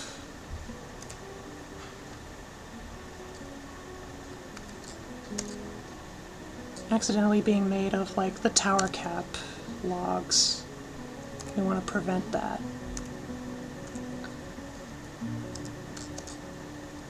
There we go. So they're all going to be made of birch.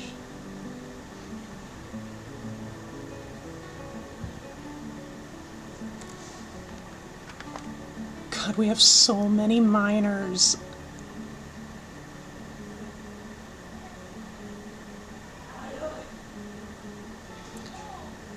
I think what I'm going to do once the second workshop space is put up, I'm just going to put like a secondary carpentry shop, so that way, like, since we have multiple carpenters, they have more than one space to work. What is that? Oh, those are roots. Right, right.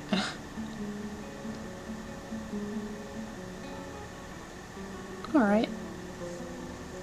No sweat. Carpentry. Willow logs, sure. And then let's do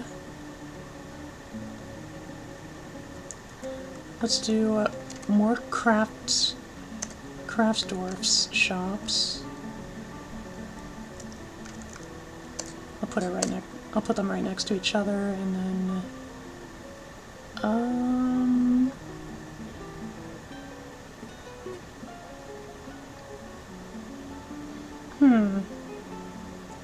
farmer's workshop. So that way we can start like shearing some of our woolen livestock, get some wool.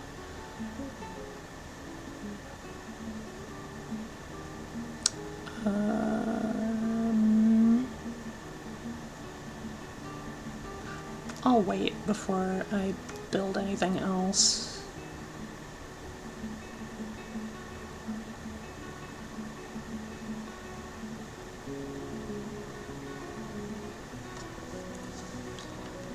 Everything seems to be going okay.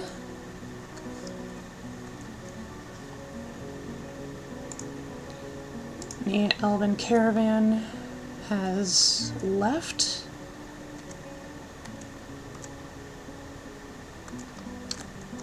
Let me look at these bones over here.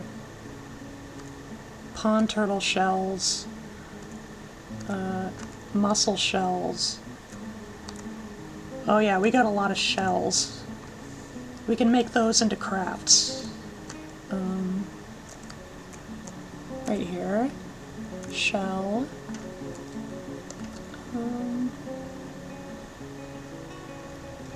Actually, let me put in a work order.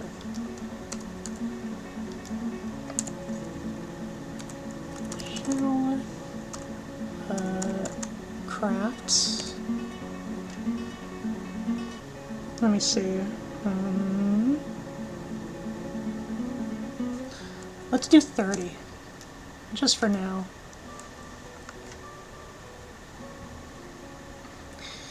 We got a lot of shells. Gotta use them up somehow.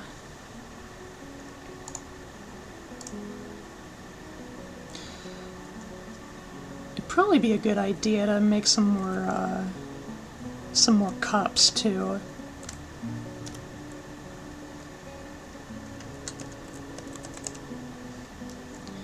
Now that we have more dwarves, we're gonna need their drinking apparatuses. And we're out of drinks again. Sheesh.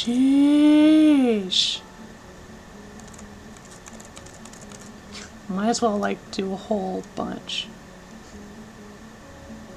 I don't think we have enough barrels to fulfill every order, but it's still a bunch.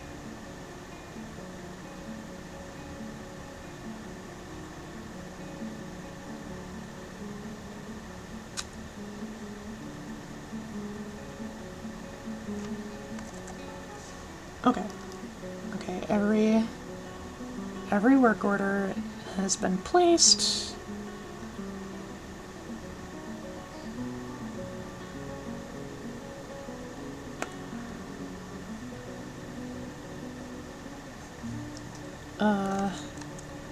I'm just kind of eyeballing.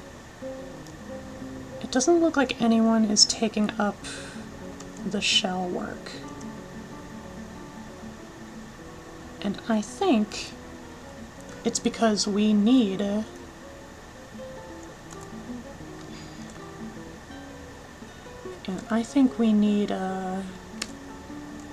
whoops. As a matter of fact, we need more dwarves that are willing to craft with shells, or particularly bone carving, because bones are like the same item type. Or rather, shells are the same item type as bones. And then bone carving. We don't need this many woodcutters, so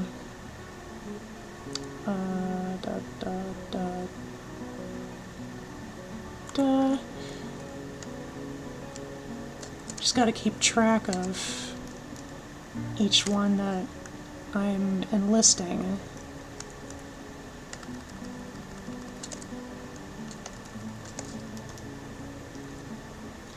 That should be good.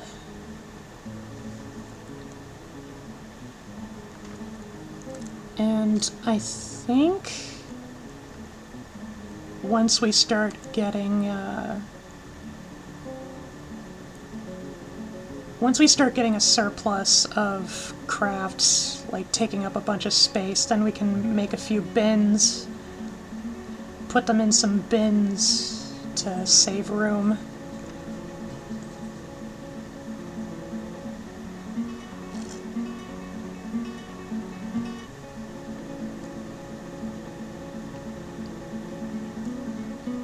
Yep, here they come. Little turtle shell crafts. Let's take a look at some of them. This is a ring. It's just a ring. This is a figurine of dwarves.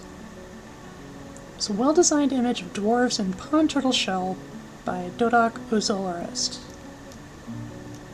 Good work.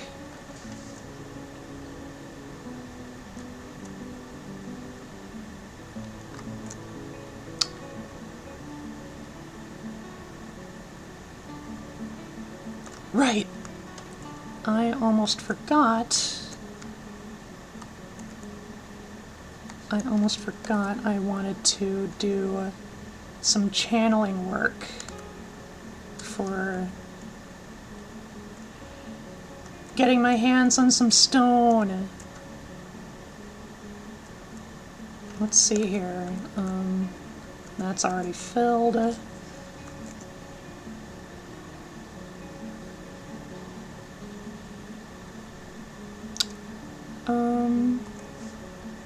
Let's do it over here.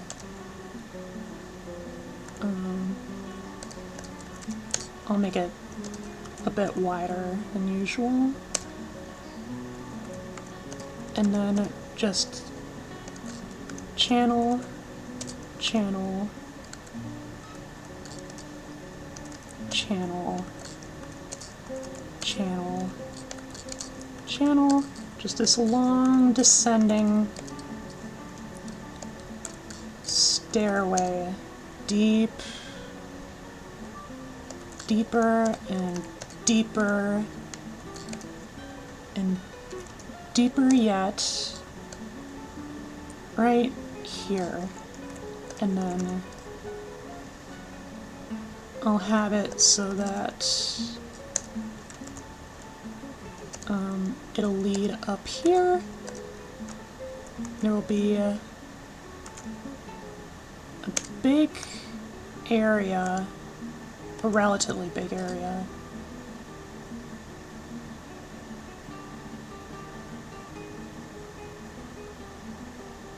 Let's make it a bit bigger. Oops. And then, like, I'm gonna have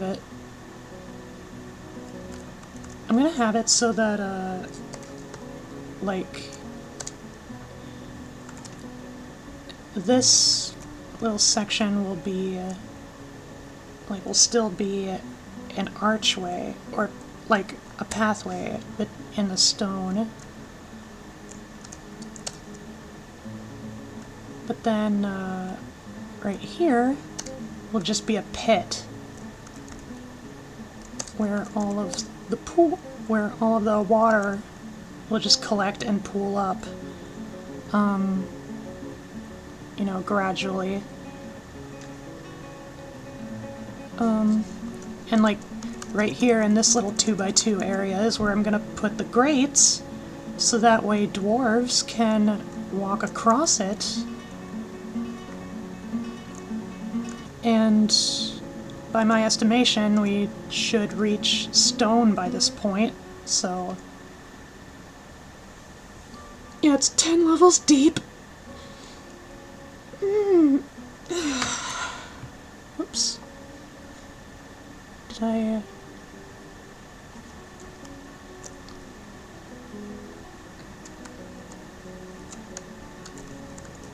Here we go. Alright,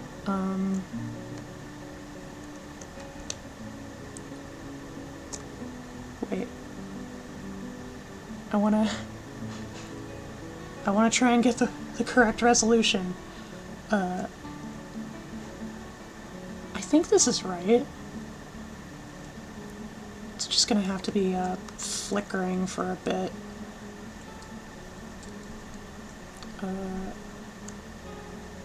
Yeah, up here.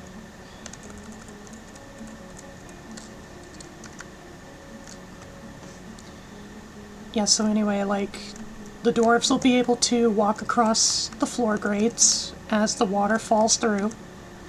I'm planning to dig this channel out even deeper.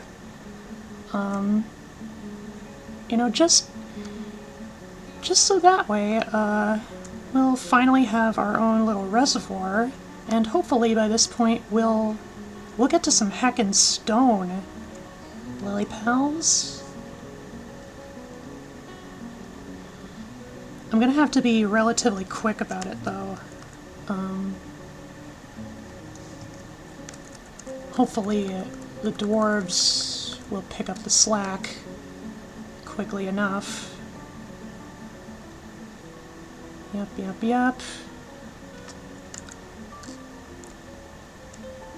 Yes, I'm aware. I'm aware this is damp, but I don't care. It needs to get done. Yes, I don't care.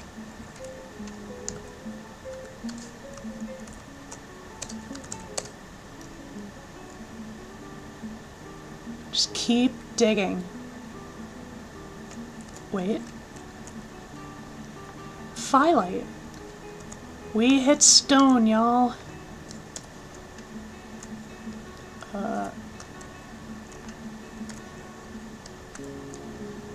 Okay.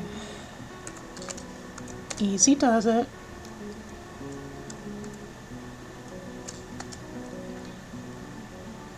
Let's just keep going.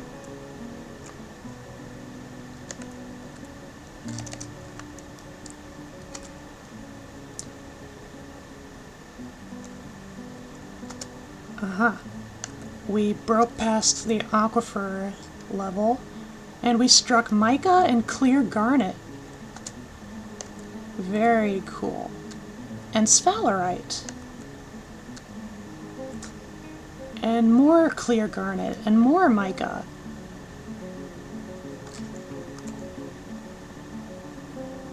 And schorl. And more sphalerite.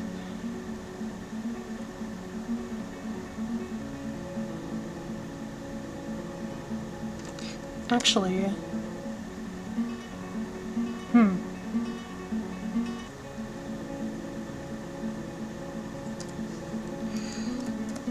it might behoove me to channel out this little section too, and then I can just, along with the, and then like place the grates like right here, and then the rest I can just fill back up with stone.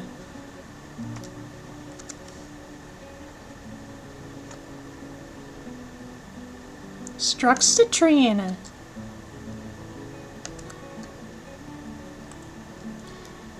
Striking so many goodies. Yellow zircon.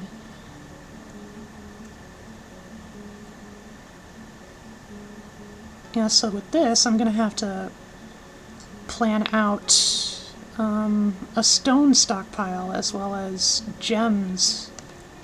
Alright, so floor grate. Put them right here. Actually, since it's 3,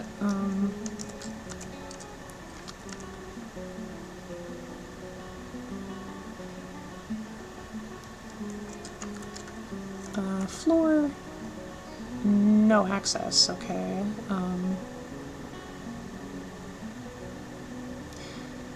Well, anyhow, until that gets taken care of, and just continue channeling out this area, because it needs to get deeper. Deeper, deeper, yet deeper.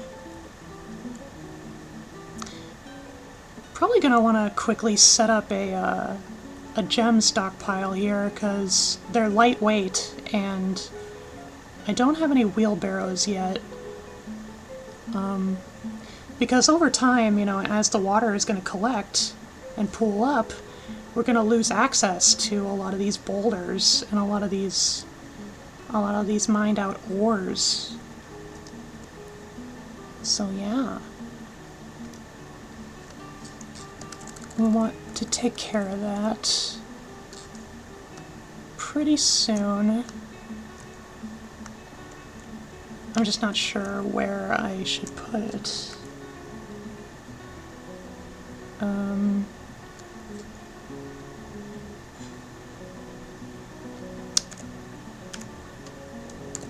Does a mason's workshop? Yes, it does. Okay, it provides a passageway through.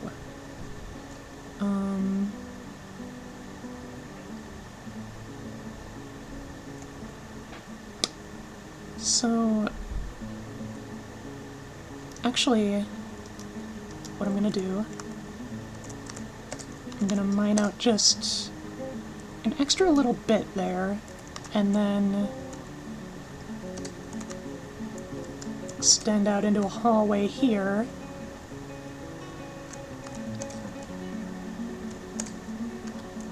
And just make these vast spaces.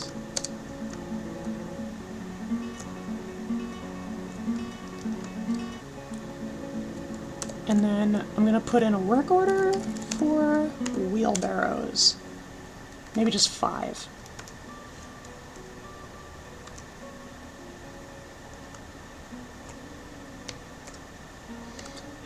Yep. Alright.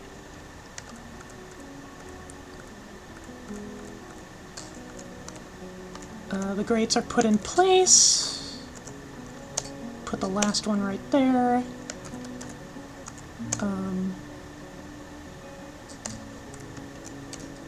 just floors right there.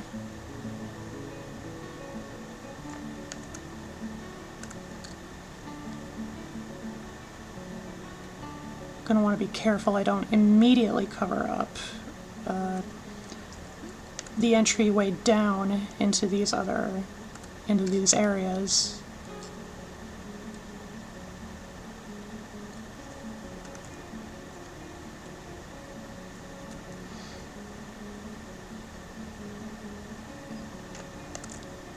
Alright, that's another layer down. Gonna have to keep channeling. Actually, not just yet. Not just yet. We're gonna have our miners dig out that little space. Like so. And then put a mason workshop right here. And even though it's a masonry, we're building it out of wood. Alright. And here, in this space, is where we will stock all of our gems. And then over here is where we'll put all the stone.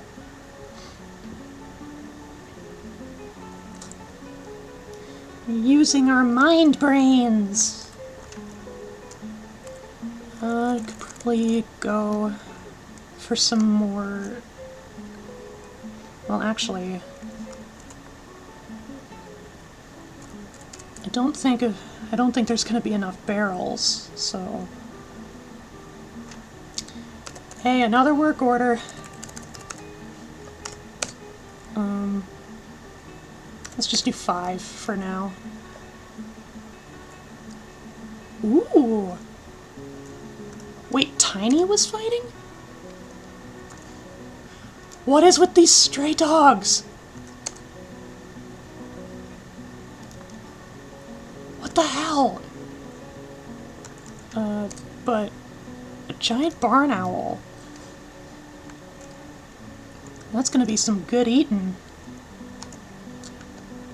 And also, since that stockpile is filling up quite quickly, I'm gonna start putting down beds. We got 8 down.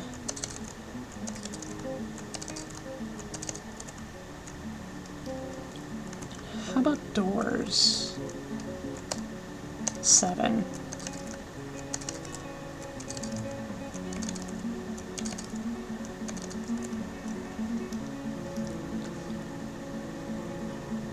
Yep, so the dwarves are working to stockpile all of the gems. Make sure they don't get lost in the water. Ooh! One of the visitors is telling a story. Mid-spring of 152, the dwarf bamboo cloister wilt became the absolute gate of the cult of calls. Ooh. Religion. Yet more hunting the giant barn owl.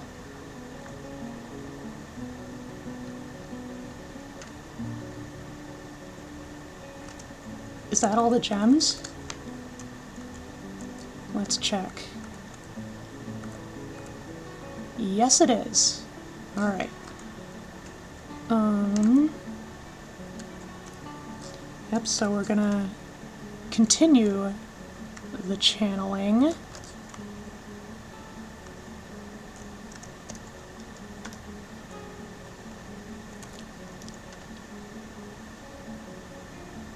Dum-da-dum-da-doo.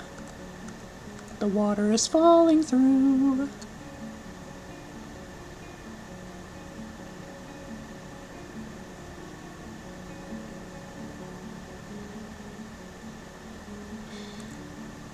Tetrahedrite, that's dangerous terrain.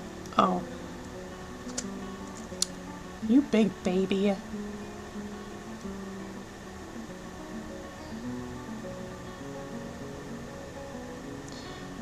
But yeah, tetrahedrite, that's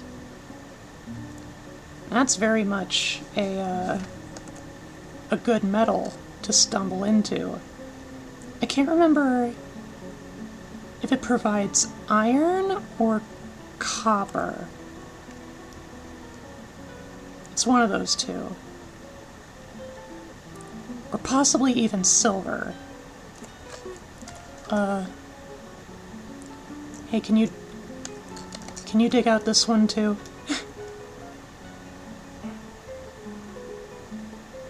There you go. And then, once again, like this whole space, except, I'm gonna leave a little gap there. So that way the dwarves can still get out. Rutile. Pink stone! And it's now summer!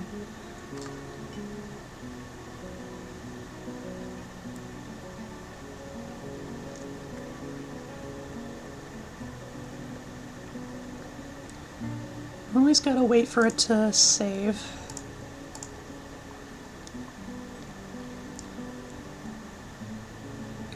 I really have no idea what the game she's playing is about. It's Dwarf Fortress. I'm building a home for dwarves. A fortress, rather. And there's a bunch of stuff to do.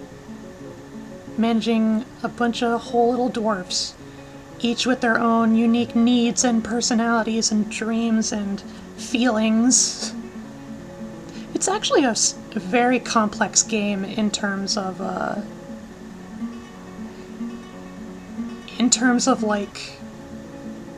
what do I call it? Like, I guess like all of the particular details that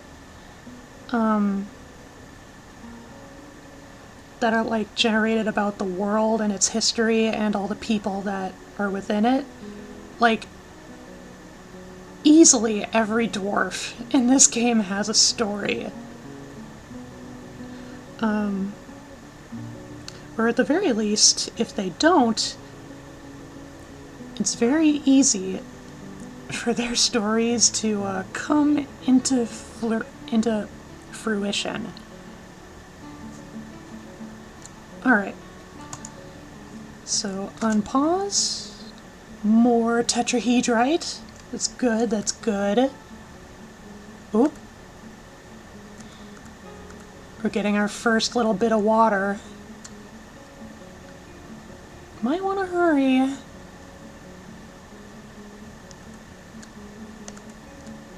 Hurry up with things.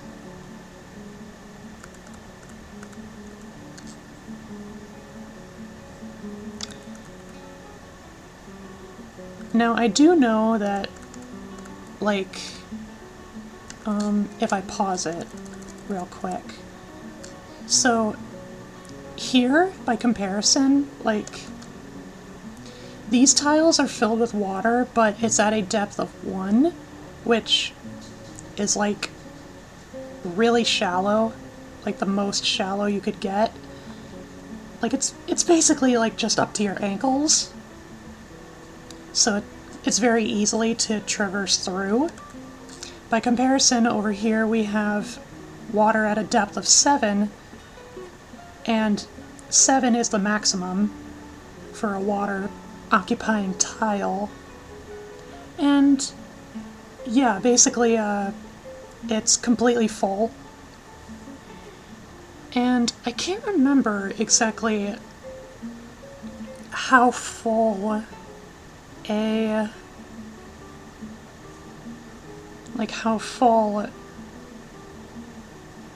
tile needs to be with water in order for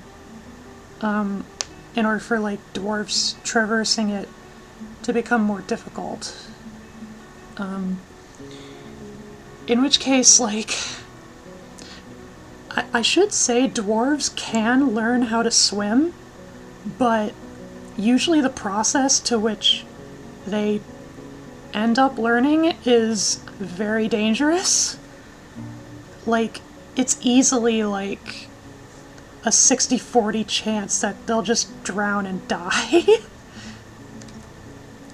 Thankfully, since this is a light aquifer, these water tiles and this reservoir will not be getting up to a depth of 7 very quickly at all.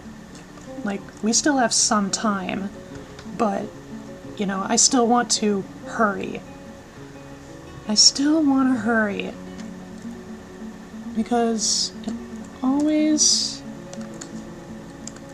it's always good to go prepared.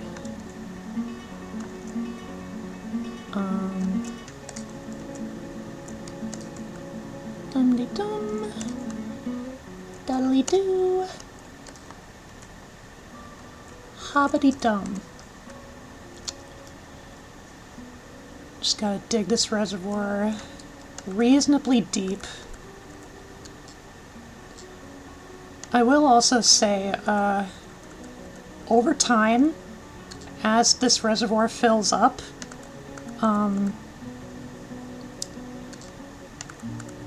eventually, like, if left unchecked, it will fill up to the same elevation as where, like, the aquifer layer is located. I'm hoping that, you know, I'll find a way to be able to further drain the water before that point.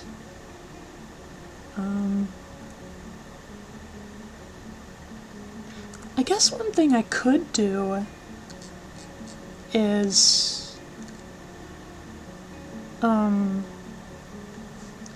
like continue to like expand this channel, like extend this channel outward, and then build like more reservoirs as appropriate. I don't think that's totally necessary right now, but when the time comes, you know. How are those work orders looking? We have one wheelbarrow.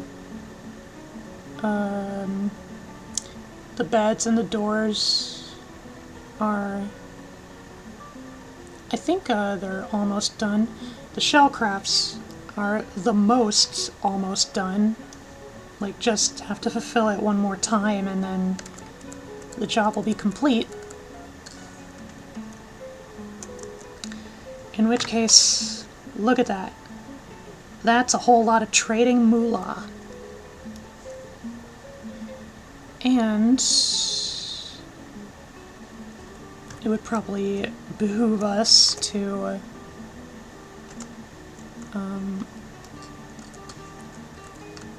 go ahead and build some bins. Do I make them with... No. No, I have to... It's carpentry.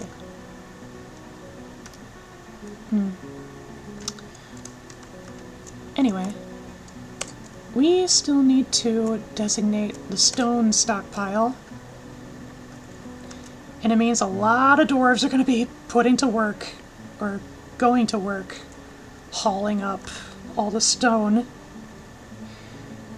And the thing is, if they don't use wheelbarrows, it's very slow, because boulders are heavy, believe it or not.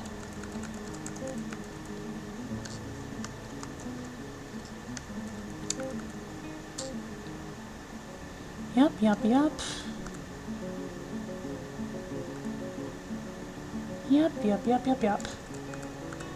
I think I'll leave the reservoir as it is there for now. Ooh. I saw that. I saw smatterings of level 2 depth. I saw that. So maybe it would be good if we at least just made separate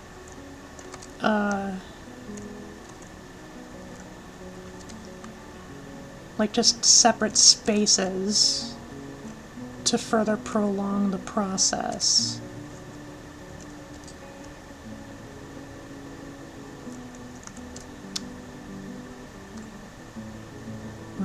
Right. Dum-de-dum.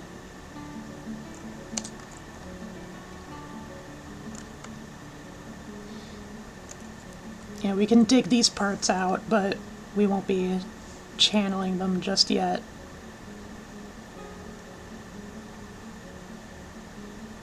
It's all in the effort to make sure that I don't drown my dwarves.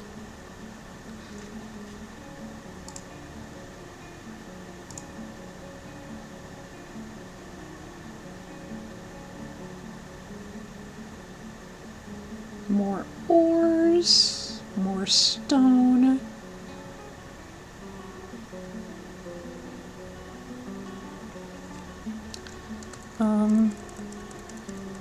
Do we have at least some stone hauled up? We have one boulder, and it is phyllite. Pig Julep has changed to a miner.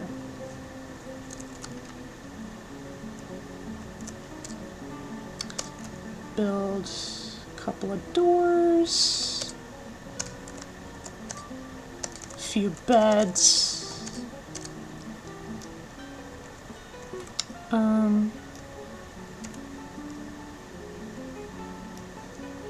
Okay, the shellcraft's job is being put on hold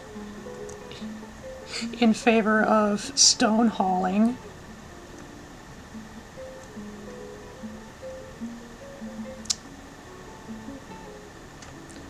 Oh, we have a full-grown stray horse. And just like the mules, pretty much the only thing they're good for is meat.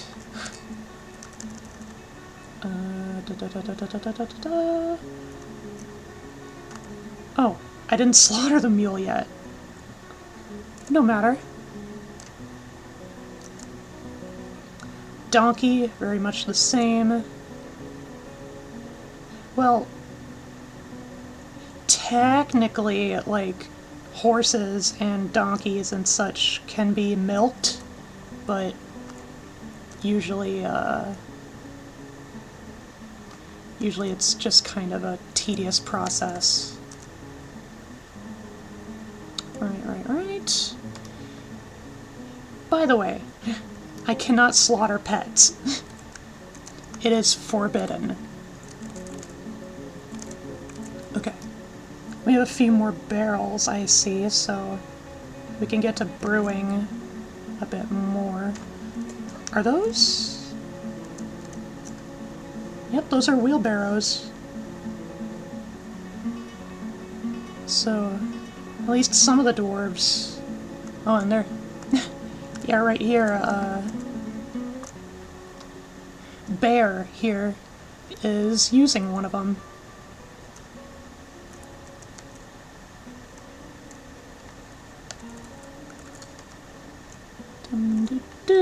How's this looking? Almost done already, jeez. That's the benefit to having a crap ton of miners.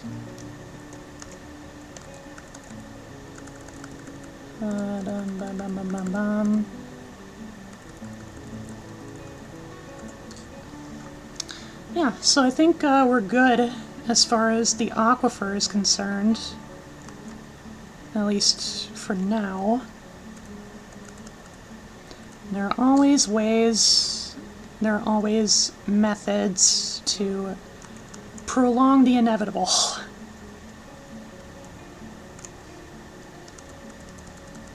I know there's one exception to that, but we haven't gotten that far yet. Mule's been slaughtered.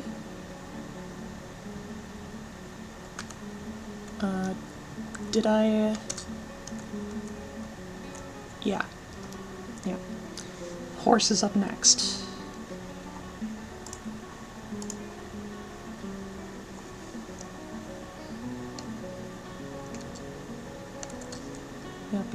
Yep. Got a few more doors, so I'll slap them down here, there, and there. And I should probably designate a lot of these bedrooms now. So, Asen.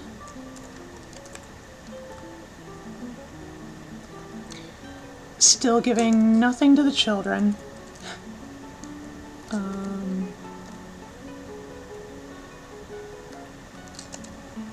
Minor. Minor.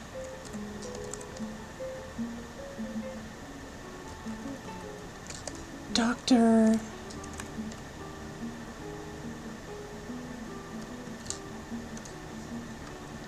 Okay, that's a spouse's bedroom. Good, good.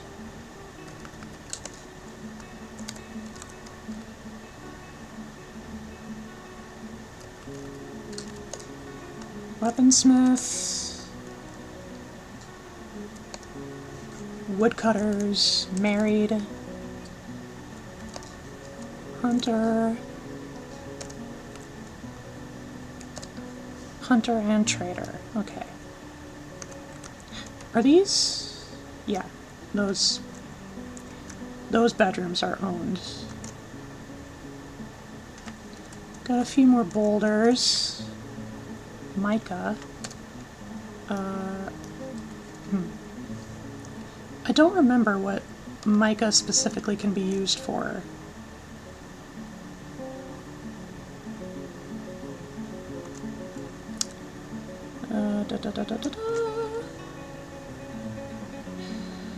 The birch door job has been completed.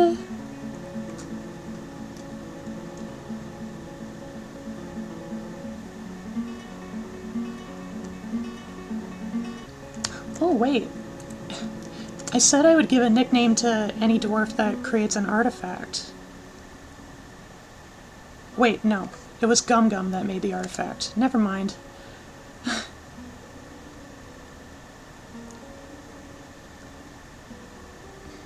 Theoretically, I could change the nickname, but no, that would be mean. Horse has been slaughtered.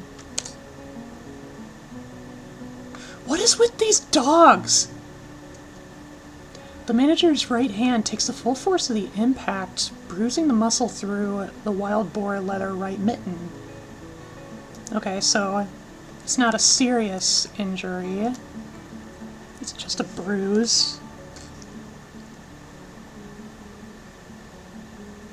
I see one of the hunters slowly hauling up one of the boulders.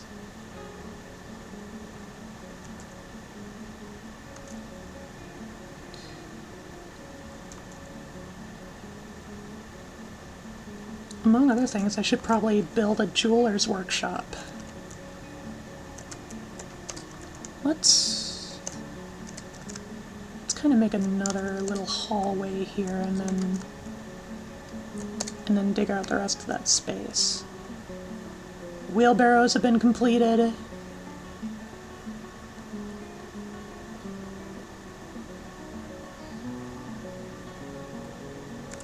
Okay. Jeweler's shop. Right here. It's quite ideal. And then... oh, right. With stone, we can now set up a mechanics shop.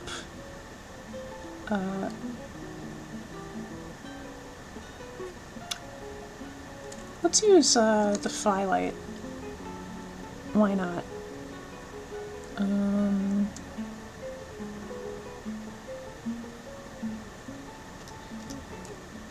gonna wait until...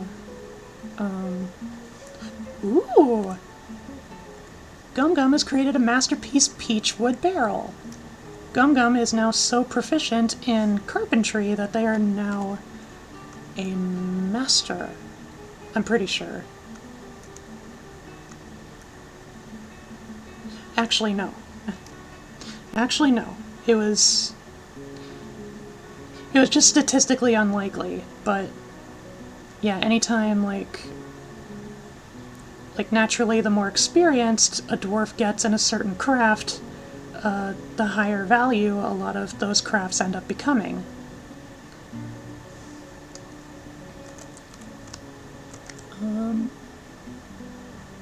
Oh, I fucked up. Yeah, I don't need a second still. Whoopsies. Here. This is a mechanic's shop.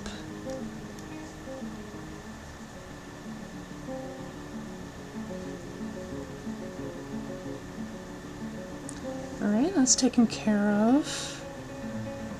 In which case, I will substitute that with... I want to do a bowyer's shop. And I'll make it out of wood. Yeah, yeah, yeah.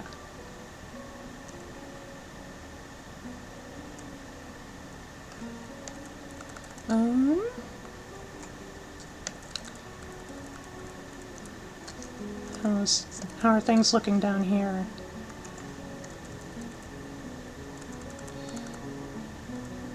Things are still happening very slowly, and that is very good. We've got time. Ooh. Migrants. Sheesh. Alright, I'm gonna make some bins. Alright, we got a legendary woodcutter and a legendary herbalist. Herbalists, all they really do is just pick plants. And then a trapper, and Rigoth is apparently a legendary hunter. Or legendary something.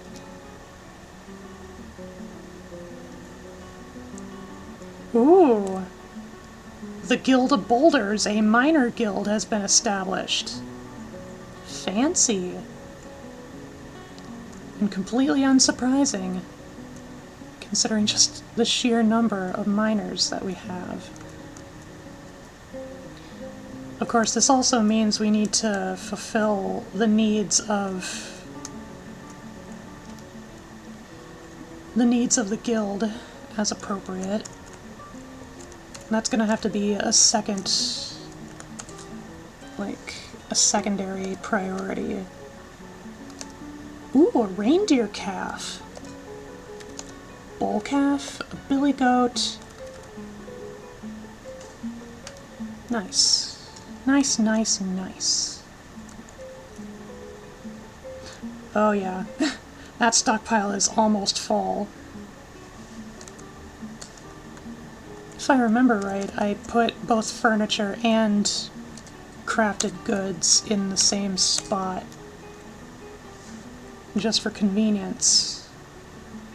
But that's not really feasible anymore. Oh my goodness, so many announcements. Oh, you can see the gems being collected up to be put in that bin. Just like that. Saves room and saves time.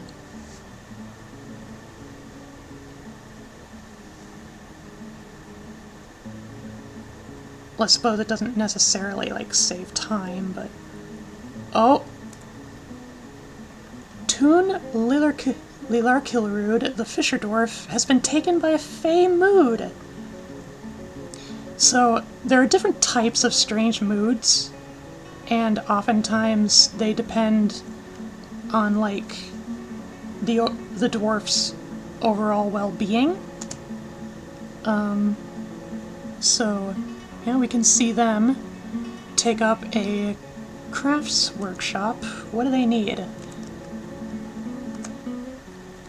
Tanned hides, rock, tanned hides, and cut gems.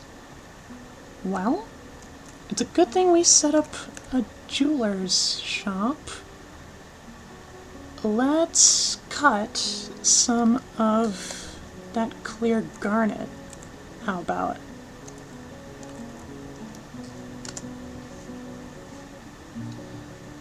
Okay, they're starting with stone. Do we have any leather? I don't know if we do. From the looks of it, we don't, because they're just standing by in the workshop. That's not great, not ideal. So what if I just made another little space down here? Needs clear garnet. We have clear garnets, don't we?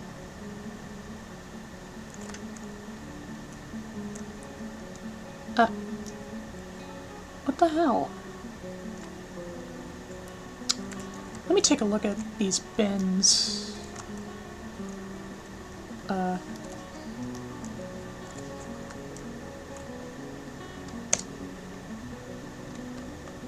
Yeah, rough clear garnets.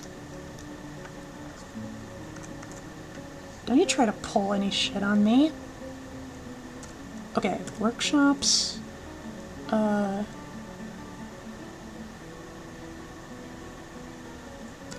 Leatherworks right here, out of willow, and then a tanner's workshop right next to it.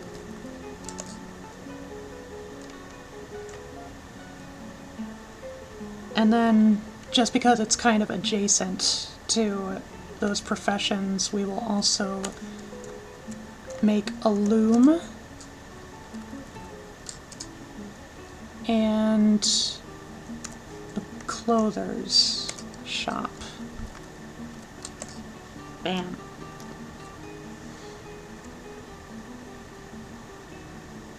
Oh, I love wheelbarrows, making the hauling process so much easier.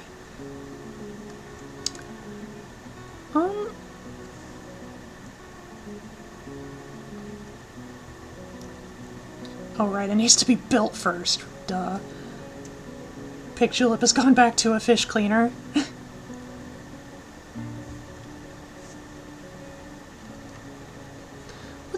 Let's take a look at Julep's government-assigned dwarf, if we haven't already.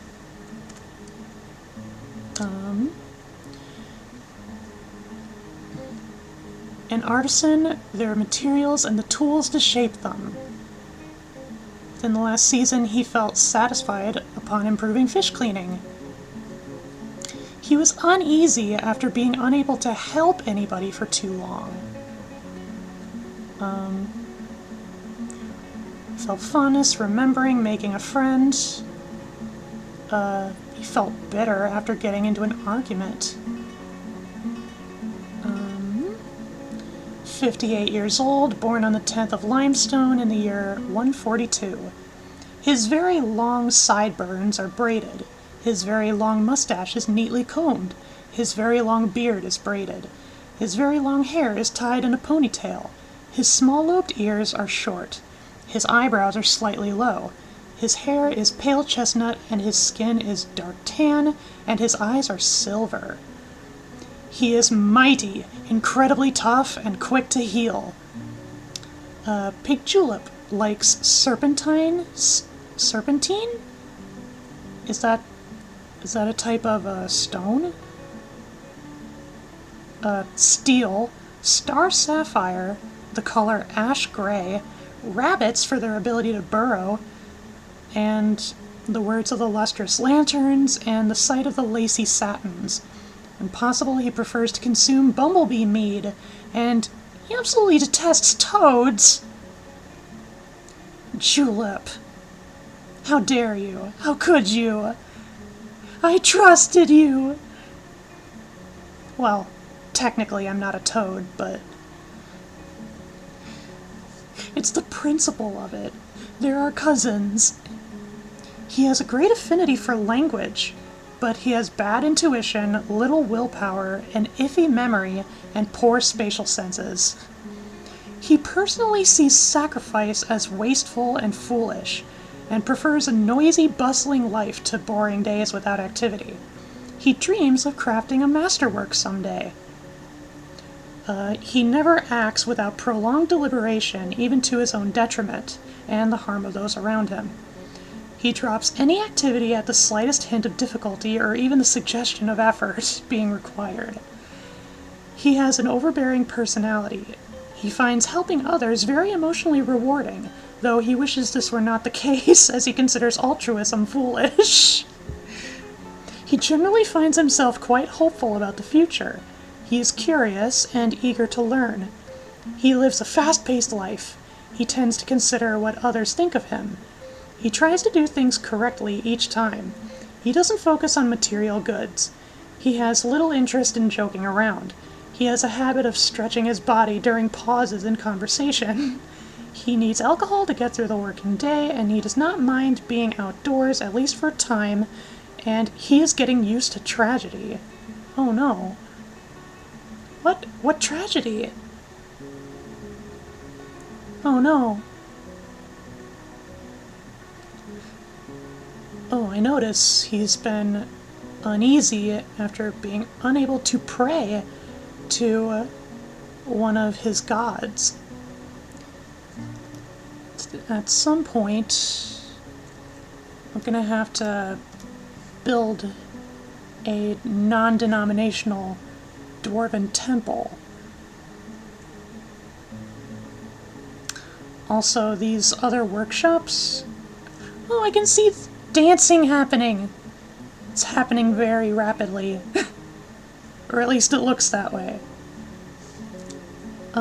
Since I noticed that, these workshops are not exactly getting built, and, the one dwarf, Tun, is really not gonna leave their spot. Or rather, I meant to say, they're not gonna stay in a strange mood forever. Because if you wait too long to give,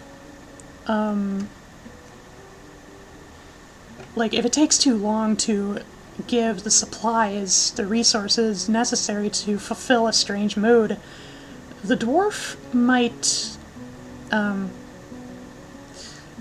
let's just say bad things happen.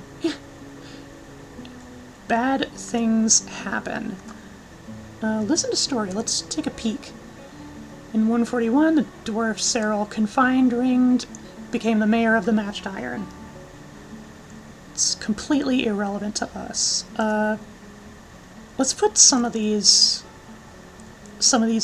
noble or noble adjacent dwarves to work in some of these appropriate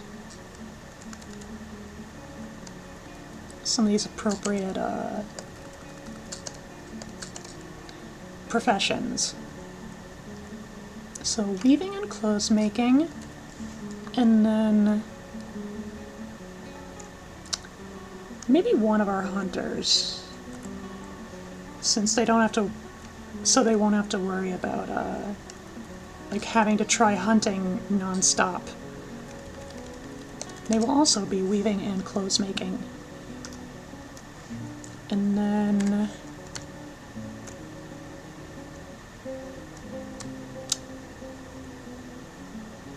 go down here. Let's put this clerk to work. Crafts, leather making. And then Right. So tanning is in the farming category. Farming, tanning, and then maybe one of the woodcutters.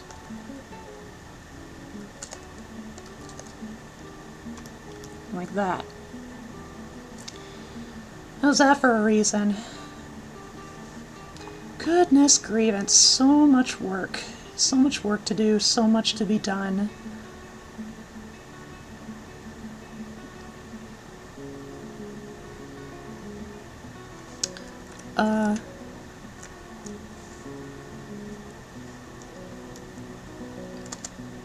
Wait. Inventory. Oh no, wait, Gum Gum is not the one in the Fey mood. Right. The one in the Fey mood is on the move. Good. They have tanned hide, clear garnet, and I think they need one more tanned hide. Who will step up to the plate?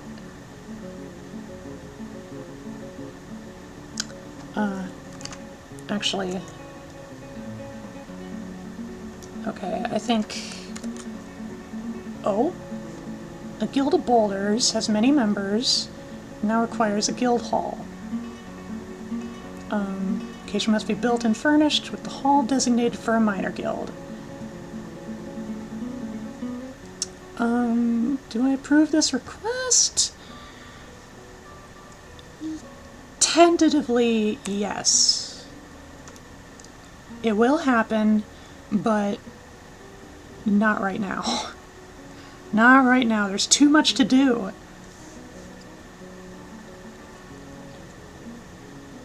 Alright.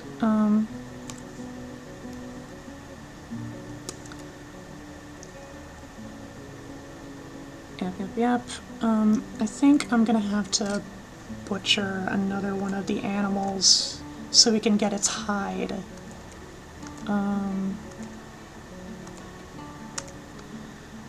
Let's go with...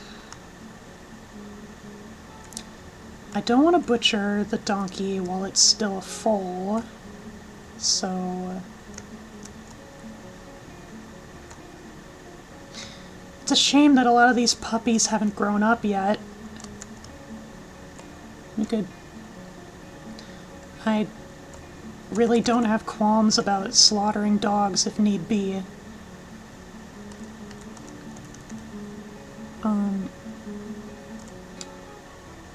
Let's go with this one. We have plenty of dogs. Another little dance thing is happening. It's always neat to see those little performances whenever they happen. Okay. Dog's been slaughtered. Somebody is likely to take their pelt to tan it.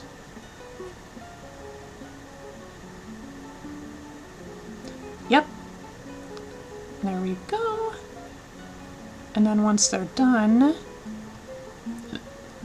that dwarf should come by, pick it up, and yep, there they go. Got the hide. They've begun a mysterious construction. Woohoo! Pen swan?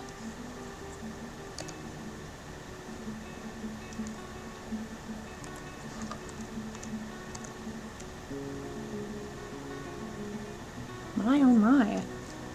Also, these bolts can be reclaimed.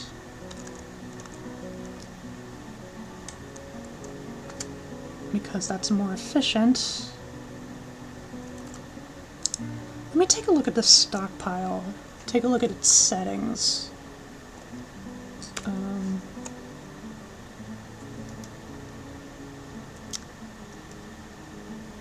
Max bin, why is it at 0? There. 1 bin. Oh, look at him go. Taking all those crafts.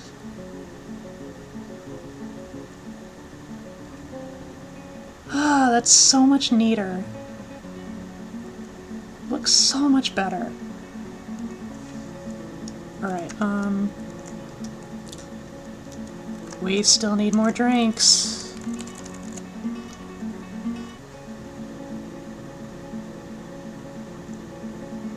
How many barrels is this? 4, 8, 10. So we could just completely fill the lineup. Assuming that there are that many plump helmets to ferment. Oh, and this stockpile is filled to the brim with shells. Tun Lilarkilrud, the Fisher Dwarf, has created Matul Thamor, a phyllite crown. She claims it as an heirloom in the name of the family ancestor Rovod's sculpted shot. Let's have ourselves a look at this beauty. Oh, also there's a few scrolls apparently present in our midst. 28.8 thousand. That's not too shabby. This is a phyllite crown. Oh, it translates to the dance of boiling. Interesting. All craftsdwarfship is of the highest quality. It is encrusted with rectangular phyllite cabochons and decorated with swan leather. Ooh. On the item is an image of the dance of boiling, the phyllite crown in clear garnet, and then the same thing is depicted in dog leather. That happens sometimes. It's interesting to see it happen, but woo! Our second artifact! And you know what that means? You know, now that Tun is apparently a legendary stonecrafter, because that happens depending on certain fey moods, strange moods rather, we are going to bestow them a nickname. Now, let me think. Who shall I bestow this government-assigned dwarf? Who it gonna be?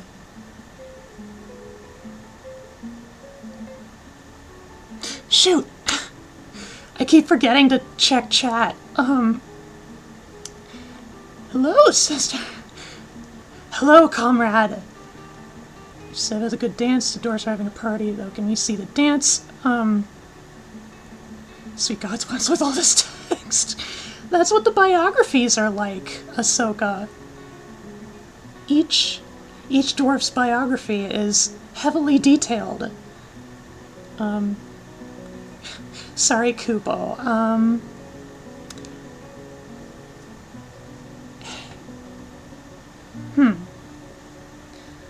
Let me think. VTuber friends. Whomst.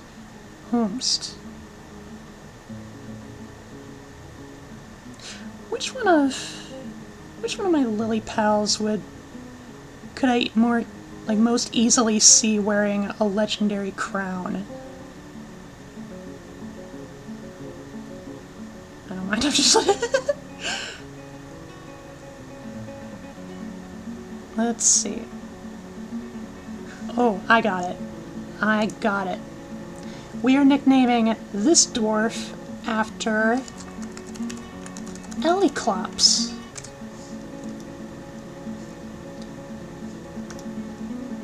Elliclops, the legendary stonecrafter.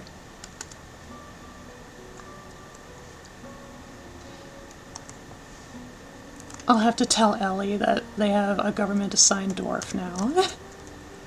Oh, I need to assign these bedrooms. Hunter.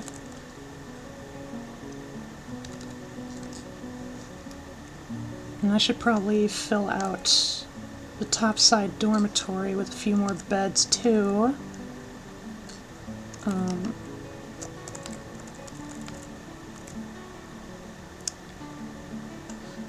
How many more can it fit?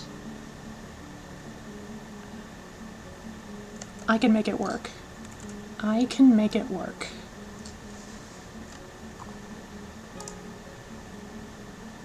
Jeez, that's a lot of text.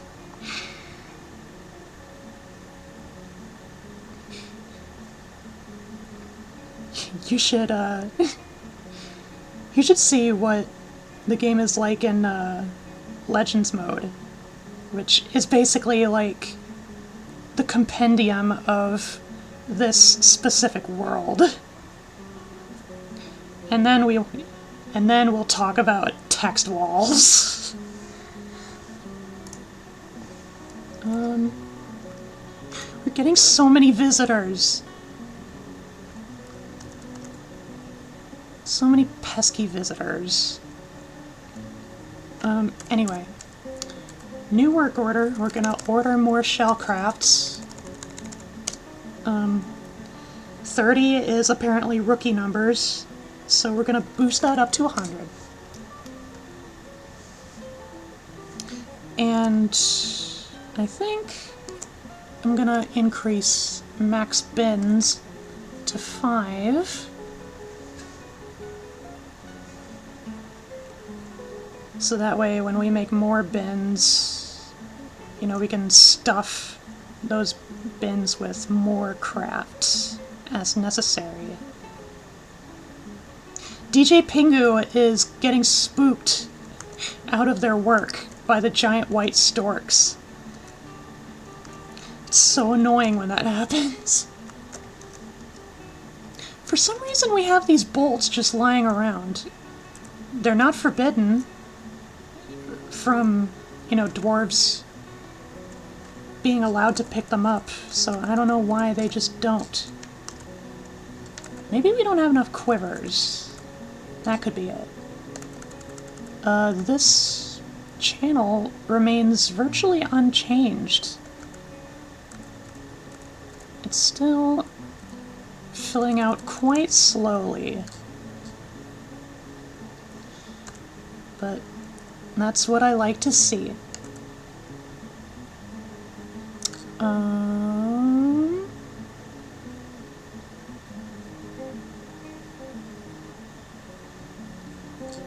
Oop! It's autumn time!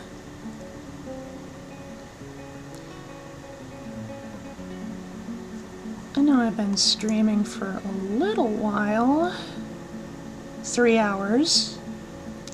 So, I think I'm gonna build a trade depot and then wait for the caravan to arrive to show y'all what trading is like. And then I'll probably stop it there.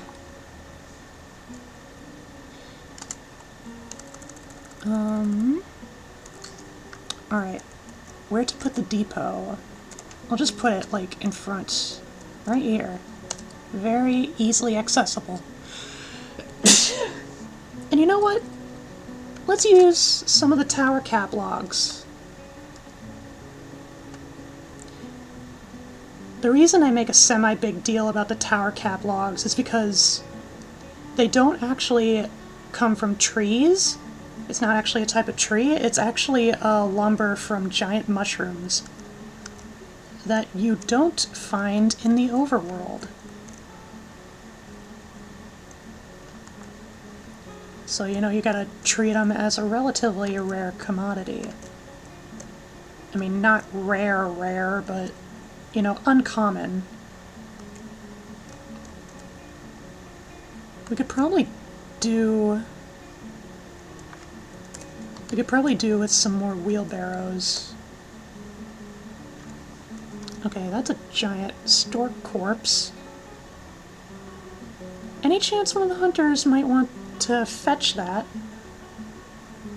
To fetch that for butchery. If it's even able to be butchered. sometimes the bodies get too mangled up. And, you know, there's nothing to be salvaged. Okay, beds. Beds, beds, beds. I'll put 3 right there, and put the remaining 3 like this, in a checker pattern. And they're just free for any dwarf to use.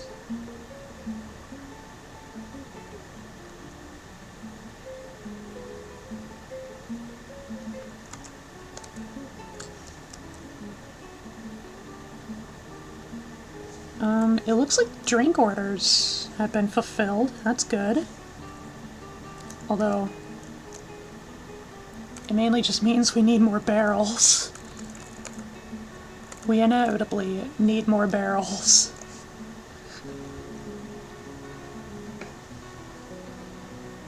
I'm noticing we have a handful of buckets. That's good. Buckets are useful for certain activities.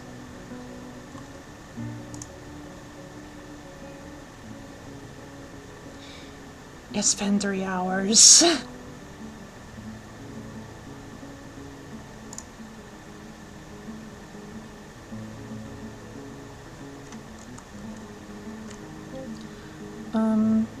And I think... Wait. Hey, can one of the carpenters build the depot already? Am I able to...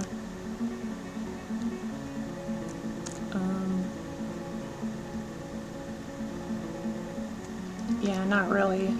Sometimes for certain jobs you can, like label them as, like, top priority, like, get this done now. But for constructions, apparently, it doesn't work that way. And, of course, the caravan arrives. We are too late to build the depot. Nevertheless, we are going to be paid a visit by the liaison.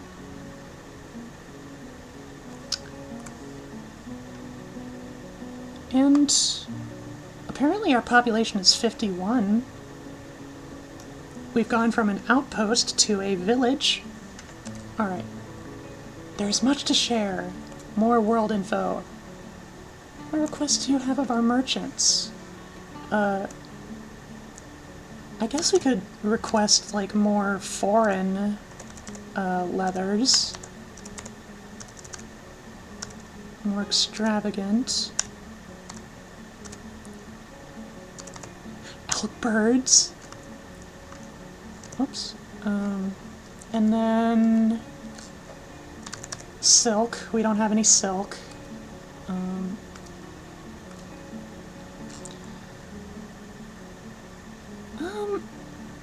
I know we have tetrahedrite and some ores that we can smelt. So I'm not gonna ask for metal bars this year.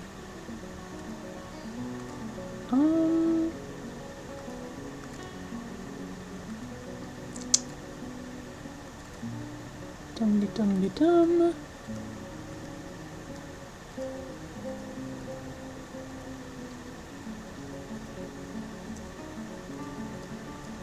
What do I want?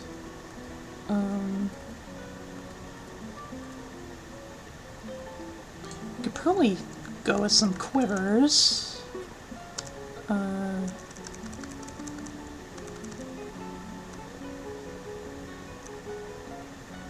Let's go with, like, hoary marmot and bobcat and mountain goat.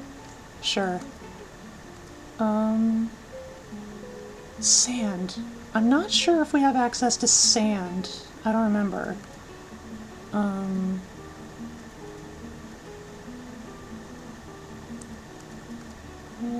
Yeah.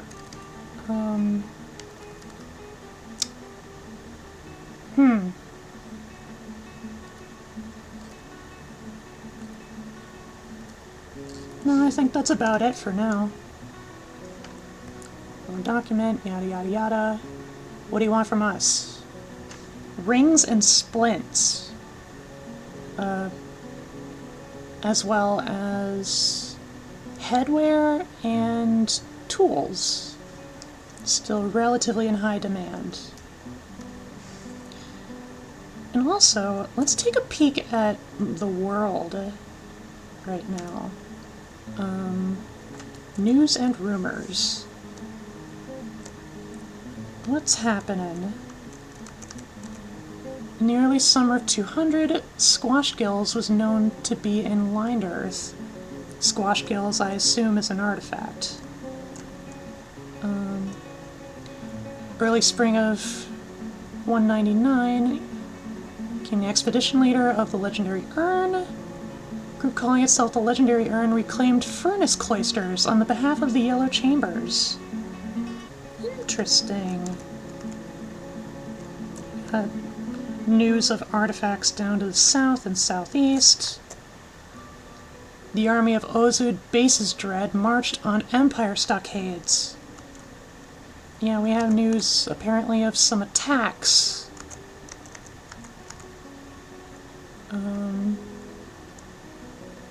And they all seem to be coming from goblin civs, if I have it right. Nako smoke evils became sacred silver of the doctrines of luxury, replacing English salve-ravens. We're here, nearly spring of 199, a group calling itself the Torment of Dusk reclaimed demon syrups on behalf of the Radiant Deceiver. Intriguing.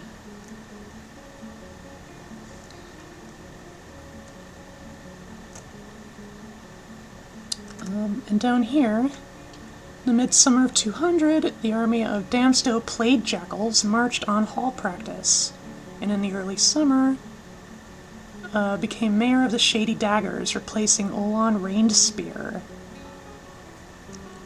Oh wait, what's this over here? In the mid-spring of 200, Dotbo was conquered by the Hoary Scourge, and refugees calling themselves the Sword of Twinkling fled from the area just before an army of the Useless Jackal, led by the goblin Neath Ankle Routes, descended upon Dotbo.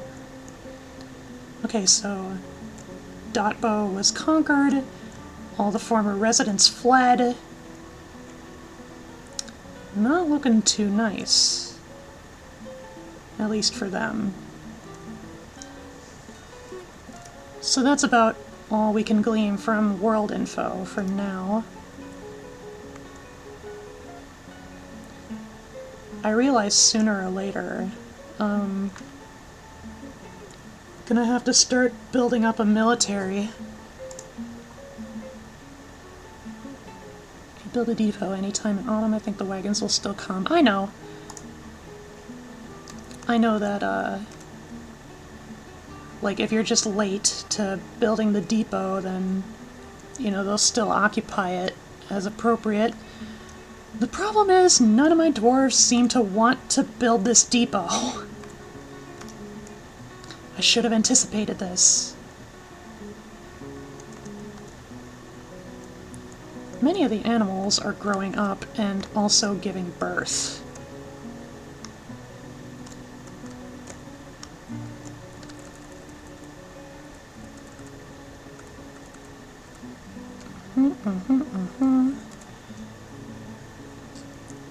Oh, Sun is fighting.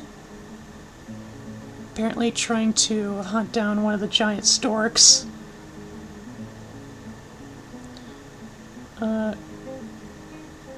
Yeah, shoots a bismuth bronze bolt, strikes the white stork in the upper body, tearing the muscle and tearing the left lung. An artery was opened and the white stork started having trouble breathing. Naturally.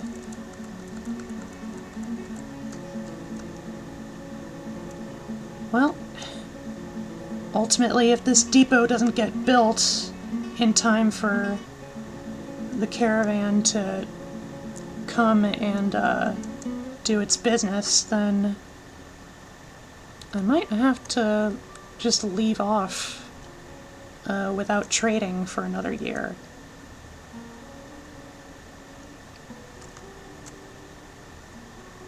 Which, I mean, it's not too bad.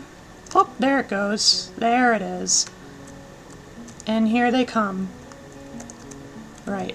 And so now, what we have to do is move a lot of our goods to the depot. Oh, apparently we have some silk. Not much.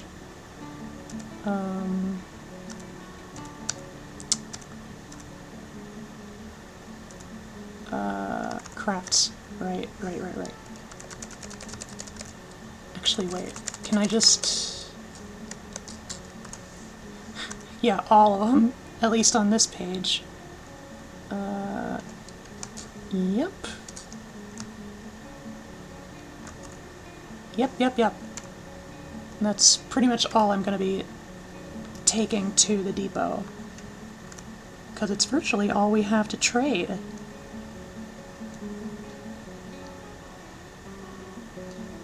All the dwarves moving out. It's time to barter. All the merchants unload their goods, requesting a trader.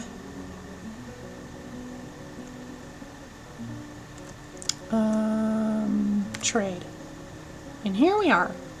On the left, we have all of the merchants' goods, and on the right is all of our goods. We could go with copper. Actually, wait. It would be good of us to...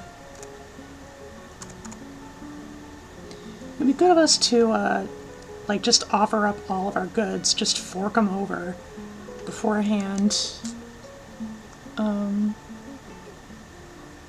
That way, we have a better understanding of how much trading power we have.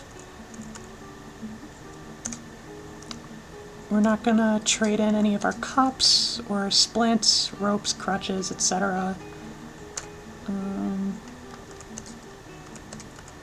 Nope, just a lot of our shell crafts.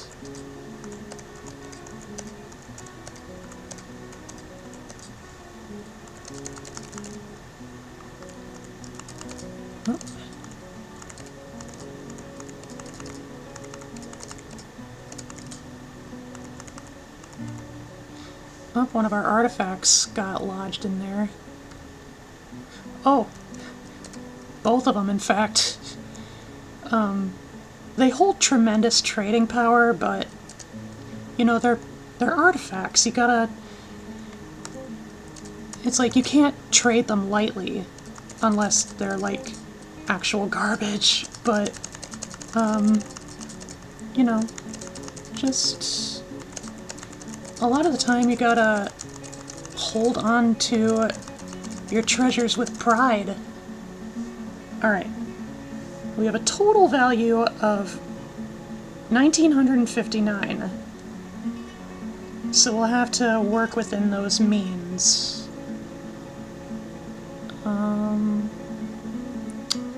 I will take this iron bar, this copper, and this silver.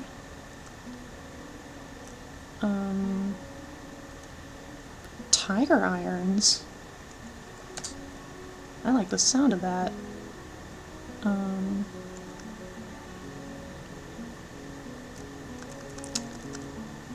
We have ropes. A rose gold flask.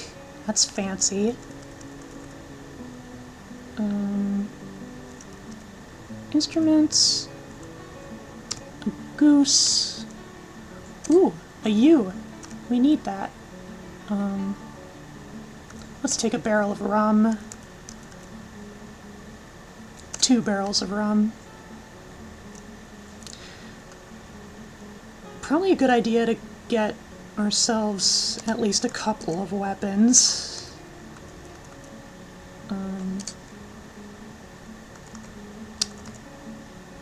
And then... gotta be careful. We only have so much. In fact,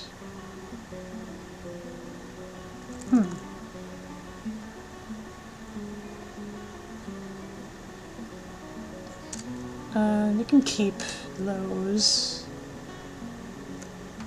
And then I'll take... Actually, no, I'll just take the mace. And then shields, bucklers, hoods, caps, helm, gauntlets, black sand, plump helmet spawn. Probably take one of those at least. A leather bin, now we're talking. Whole bin of pig leather.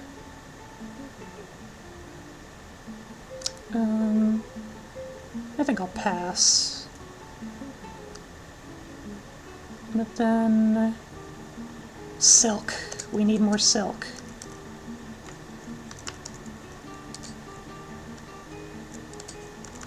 Try to keep it somewhat cheap. Right. Moving on. Bolts. Well, silver and steel. Why do they have to be so expensive? So ornate. Then we move on to food. I think we're pretty alright with food. Crutches, splints, books, scrolls, parchments, sheets.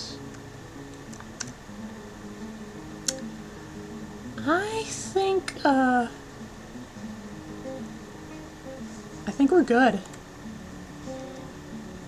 And Rith seems pleased with the trading. Rith apparently is like the head merchant person, dwarf. Alright.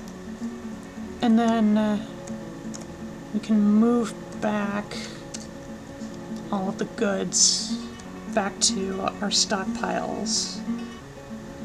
Alright. So, for the sake of reminding myself of things to focus on for next time, we need to finish up the Watchtower. It's just the top floor that needs to be finished. Try and get more of the stone into the stockpiles.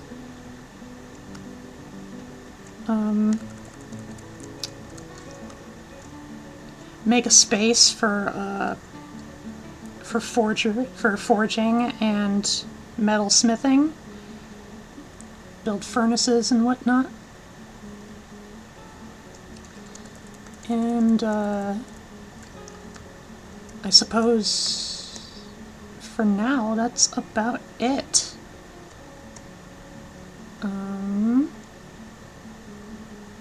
Yeah. That's all I can think of to put on the itinerary for next time.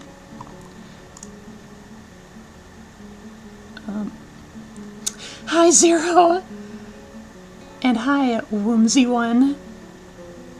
And hi, Mouse, by the way. Wait.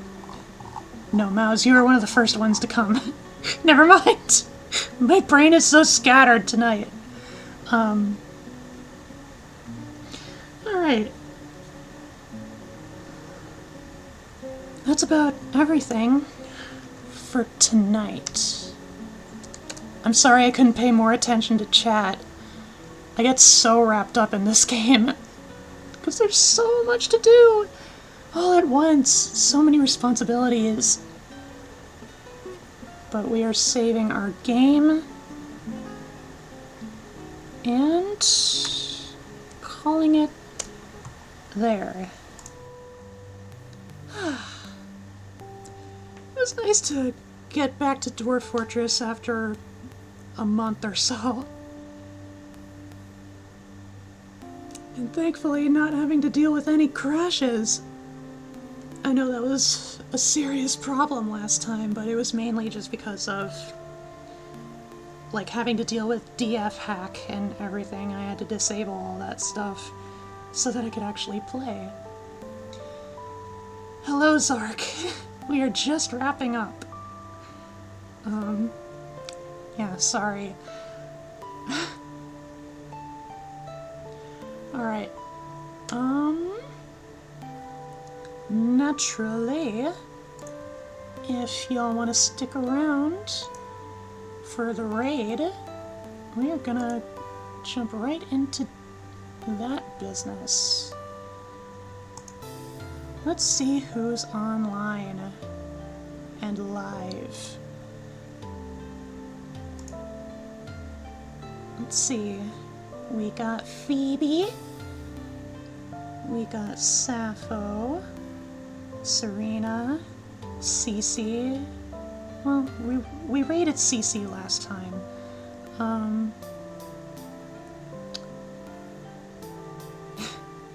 We got Hano. Glow. Rem. Take two. Yep, just only a handful. Only a handful of peeps.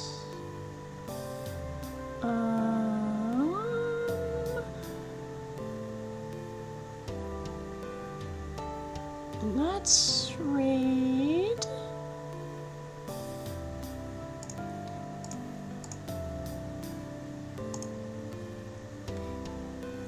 Yeah, raid. Let's raid Rem. She's playing Hatoful Boyfriend right now. And she is a very good demon friend of mine. Sleep demon.